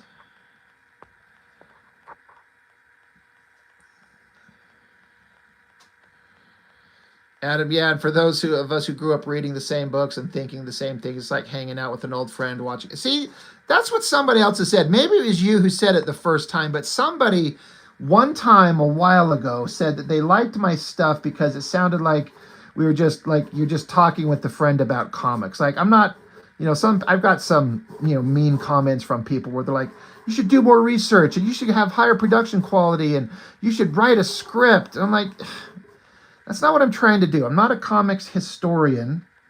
I'm not trying to teach you about the past. I'm just like, this is the book that I got, and this is what I think about it, and this is why I like it, and this is why I think it sucks. And if you think it's great, awesome, great. You can love it, and I can hate it. I'm just talking about it. That's all. Just conversational. We're just bullshitting. Or I'm just bullshitting. And whoever said that to me the first time really made it click that what I was doing kind of worked. And it made me kind of feel validated a little bit. Like, this works.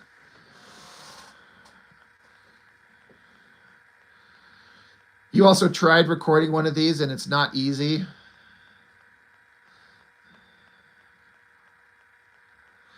HM, what do you like about it? It feels like talking to a friend about comics. See, again, that validates me. That makes me feel better because I like that idea. Because like I said, I'm not an expert. I don't work in the industry. I don't know shit, but I listen to interviews. I've read the Wizard magazines, and I retain that information mostly. And I can offer up thoughts on the art coming from a person who draws rather than somebody who's just like, I like it, it looks awesome. Or I could say, I don't think it looks awesome, and this is why I would think as an artist, there's that perspective added to it. But yeah. Let's see, I'm missing your comments here. But yeah, Adam, you tried recording one and it was hard. I have to say, I've listened to some other people do it, and I was like, this person is not doing well because you have to, I don't know, how do I put it? You have to be able to speak clearly and get your point across. But if you're sitting there and you're just like, this is really cool. Yeah, I like this. This is neat. If you sound nervous or unsure, I have always been the nervous and unsure guy. But for some reason, once I started talking and I kind of realized that I could pull the information from my brain and speak it out, and I made a point to speak clearly. Honestly, part of it was thinking of how Kevin Smith got a whole new kind of career when he started doing his college conversation tours, the evenings with Kevin Smith. He just gets up there and just starts talking, and he has his sense of humor, and he's being funny. I'm not nearly as entertaining as him as he is in those, but I kind of would think of that. But yeah, I've heard some other people try to do the same thing, and some people do pretty well. Like Mitch does really well. Blood Force Mitch, he knows what he's doing. He's made me laugh out loud many times with his commentary. So he knows what he's doing. But I know some other guys that I'm watching it. I'm like, this person's, they're bombing hard. And it, like, I don't even want to sit here and listen to it, you know?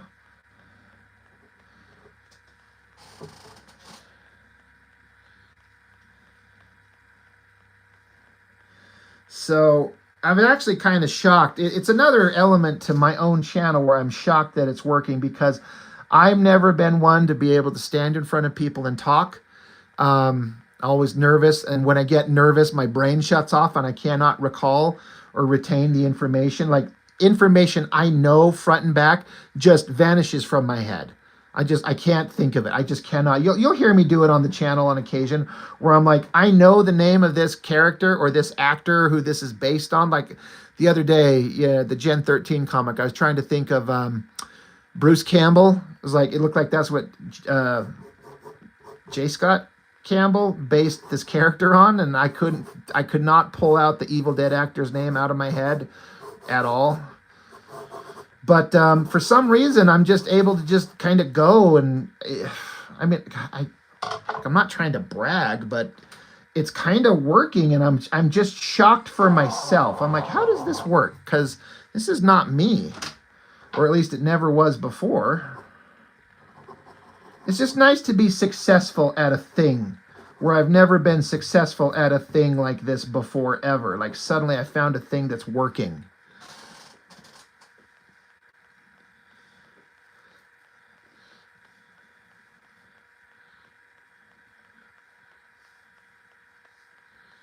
Adam, I feel like when you're alone and reading a book, it's easy to have a lot of fun thoughts, but once it's recording, I just hear myself forgetting the smart observations and just stammering. I get that, you know. I had to make myself comfortable, but I'm kind of just doing the same basic thing. I think in my earlier ones, I was trying to be more serious and like less worried about, like, I was worried about sounding embarrassing or stupid.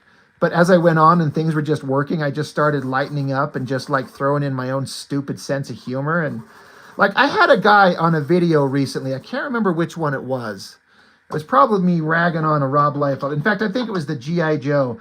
A guy commented on it and he said that he'd been having a horrible week. And he was listening to my video and he said he was like laughing with tears in his eyes of the stupid shit that I was saying. Like, the observations and commentary I was making. And he literally said, thank you for making this. He's like, I've had a terrible week and this helped my day. I'm like, well, shit, that makes me feel better. That's awesome. The Primal One, what's up?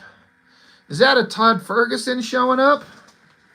Is everyone following his channel and seeing that amazing freaking art he's doing?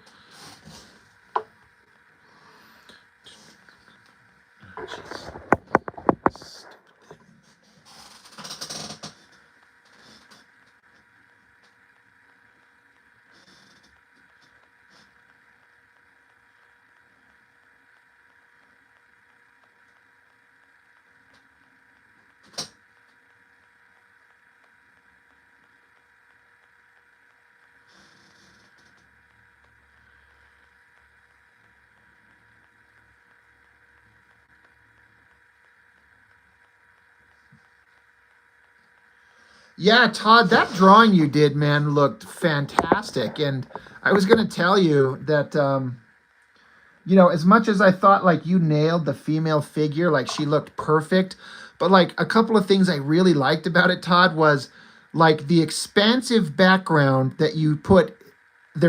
She's in the tub in the corner and there's a window, and then out the window are some like Old West buildings, and then some ground and some trees and some hills and some mountains in the background.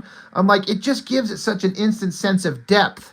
And then the texture you did on her boots, dude, it looked so good. Like, you are like first rate, my dude. Pretty damn spectacular stuff. Adam, you say many depressing nights. I watched your latest video before you sleep. HM, you said your videos helped me through some of the worst shifts you had at your last job. Mark says, show the art. Well, when he puts it that way.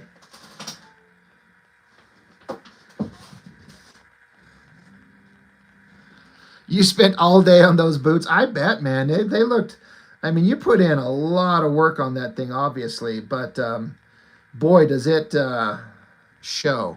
And now everyone wants to see it. Well, at least Mark does.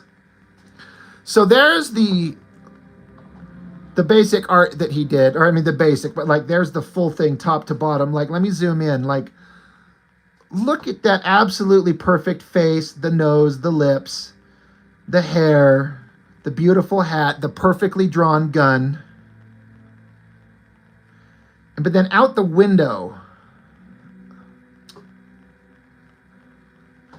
like, there's all this expansive background going out there. So it feels like there's a real environment out there. And then you got, look at those beautiful boots.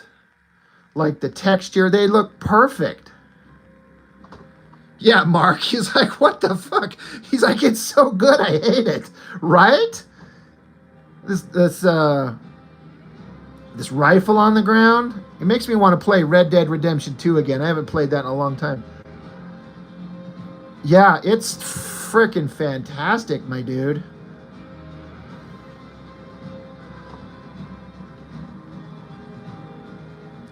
I hate hatching. Yeah, so go follow Todd Ferguson, 1977. So I'm assuming that's the year of your birth, which means me and Todd are exactly the same age in terms of year born. And then look, he was going through a bunch of different faces trying to find which one he liked best. At least I'm pretty sure that's what it was all about. And like, look at this shit. Look how beautiful she is.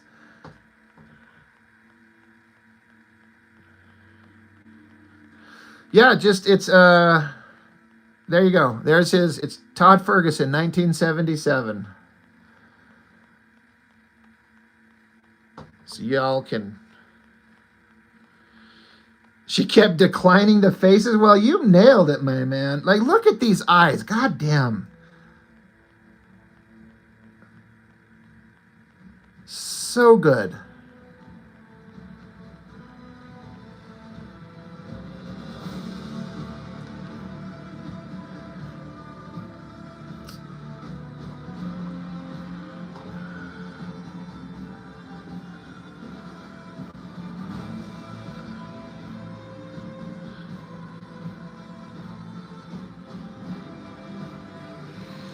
Anyway, oh, and then this page, or these pages, Todd, I was looking at these, like, look at the depth and detail on these comic pages he's doing here.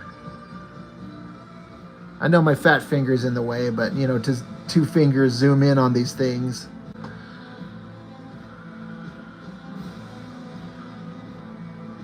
I like that last splash page. I mean, you know, naked girl in the water, out in the mountains, rocks, trees. Yeah.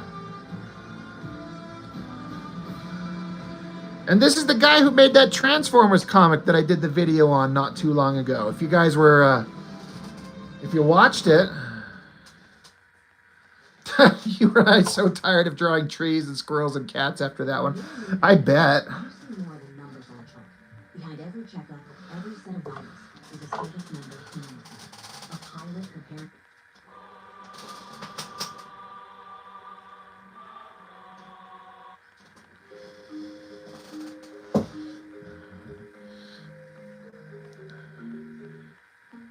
Hi, I'm Macy, and I'm a team member at my local Chick-fil-A. And a little thing you'll love about the Chick-fil-A customer God. service is the Dijon. Marshall.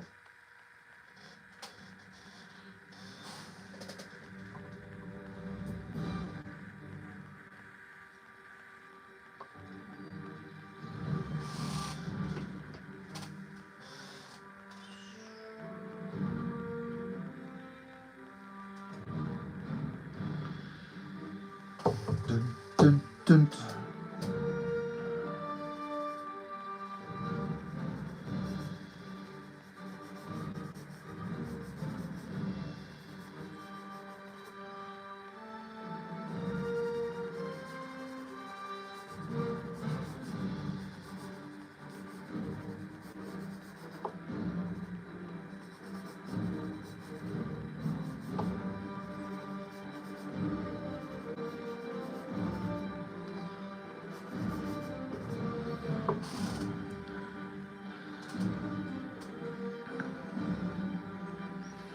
No, this is Spread Eagle. No one believes me when I tell them. It's a goof pinup for the book I'm making for a comic book that never exists. But it's supposed to be like a goof on like 90s bad girl bullshit. I'm gonna ink it up all Jay Lee Hellshock like, which at least is my intention. We'll see how much I screw that up.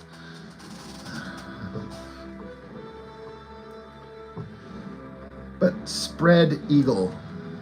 The pose isn't just for fun. I mean, I guess it is.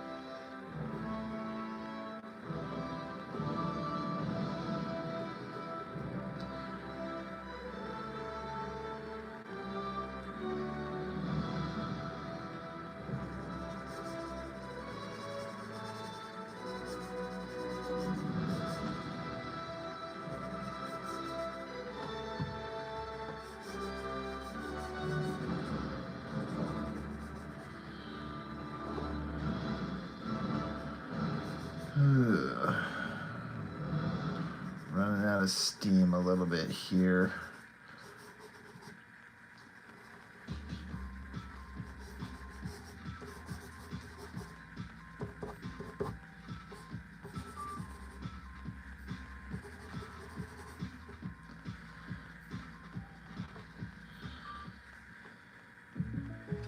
While we're ahead, I drop by Open Auto and pick up the real Victory. Save it. Are you talking about Bowman? No.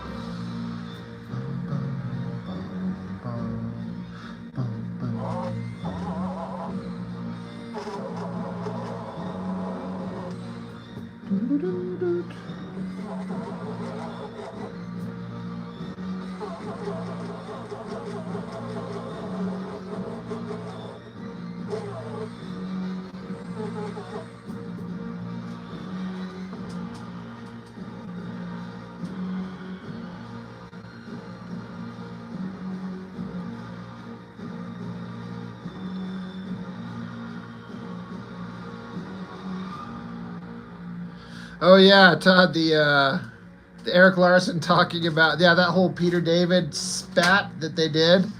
I knew that was going to be kind of a. Is this a good idea for a video to just read the letters page about the conflict that they had? But I kind of thought for people who didn't know about it, they might find it interesting. It's like I wasn't trying to do anything except this is what they were saying to each other. They were really going at it for a minute.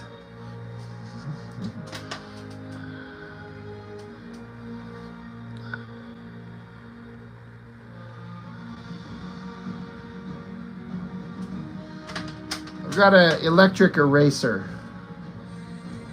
Sounds like a vibrator.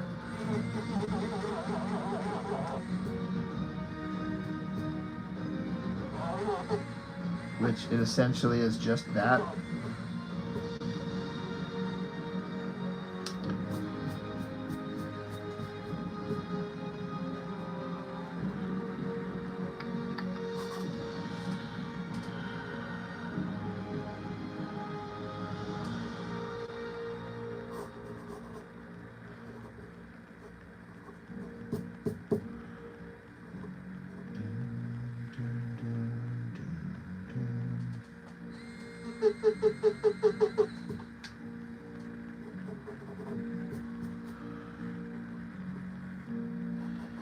I think I'm just overworking this. I just need to stop and tackle the inks probably tomorrow. Going to a corn maze with a bunch of chicks.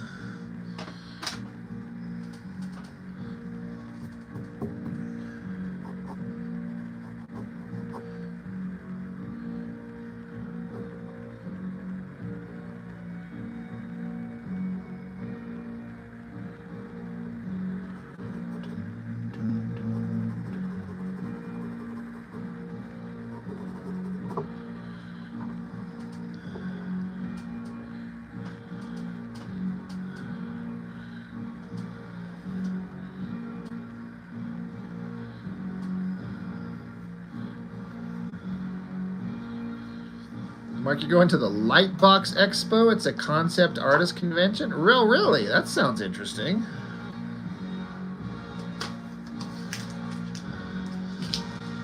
Todd, you said it's funny. It linked me then to your Savage Dragon 3 book where it has a little bit, and then you said you weren't going to read that because you didn't know anything about it. The McFarlane David. Yeah, that whole McFarlane Peter David thing. That was another, like...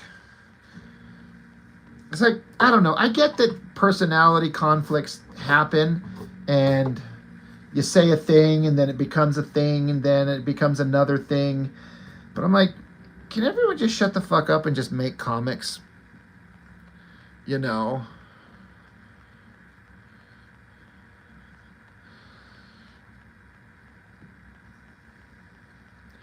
Ginger Bear, are you and Mark living in the same area? I have prepared a Thomas's breakfast. We just saved it together. Thanks, Tom. Hey, English muffins from England? Heavens no. From the French. Are you from England? Todd, wow, I get to go do stuff. I mean, Huzzah! A toast to breakfast. one of my hot lady friends, she asked me, she said she was going to go to this thing and trying to invite a group. I'm like, well, I know a couple of people. So I invited my roommate, my friend from work, and then another gal. So I'll be going with 3 girls to meet up at the other group, and then she's going to have 5 or 6 people and go walk through a corn maze or pumpkin patch or whatever the fuck it is.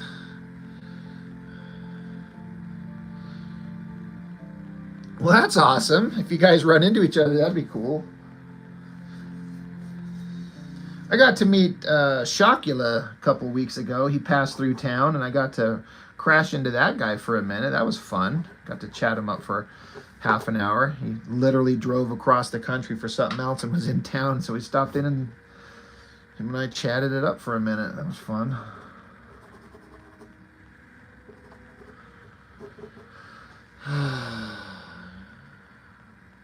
I didn't take pictures. I should have. I was at work. He stopped in to see me at my job. But I don't think he would have cared, but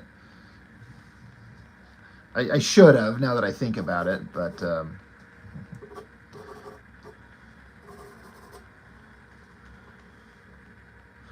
Yeah, he had posted that he was going to be driving across the country. Then I saw that he posted some pictures that he was in Salt Lake City. I'm like, what the fuck? You're like within 45 minutes of me from where that picture was taken, depending on where he was staying. I mean, some people come to Utah on purpose. It's true. And then people are surprised it's not as bad as they might think it is. And then they're like, oh, it's a secret. We don't want people to know.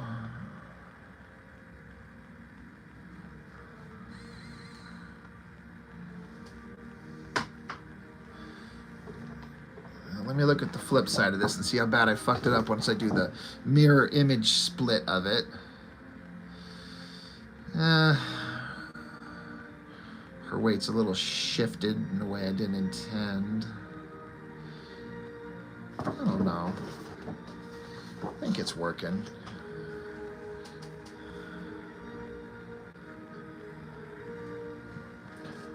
Oh, it can get hot here. And then it also gets freezing ass cold during the winter.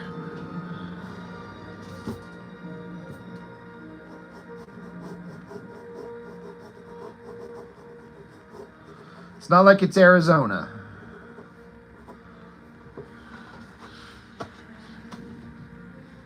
My name ain't Nathan, Arizona.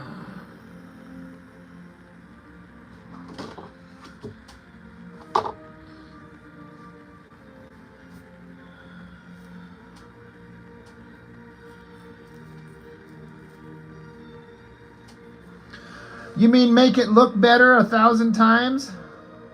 So I have to redraw it? It's the only way I'll learn.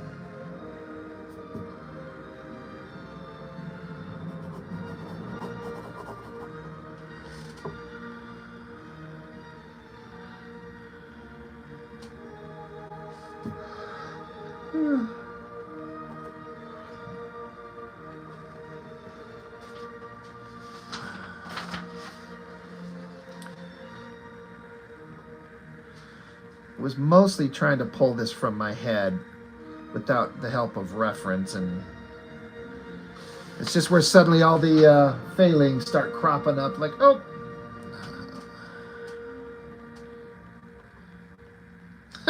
you can't hear this song and not hear the bad kazoo version. Now that's all I'm gonna hear. That's funny.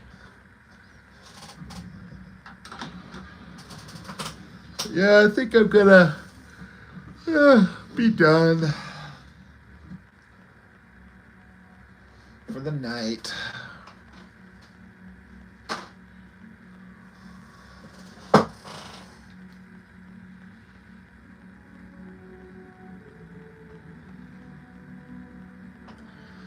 Yeah, thanks everybody. It's fun conversations. Appreciate it all.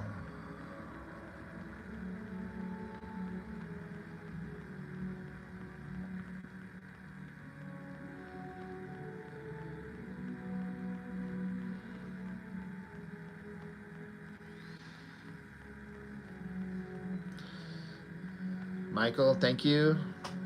Todd, Adam. I'm surrounded by the finest people.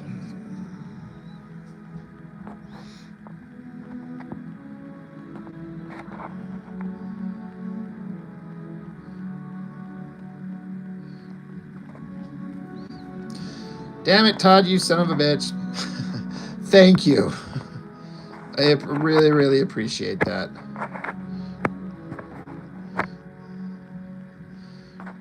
Very, very much.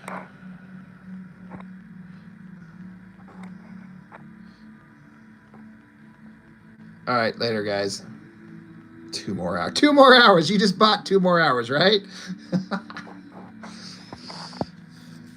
I don't think my ass can handle it. All right, guys. See ya.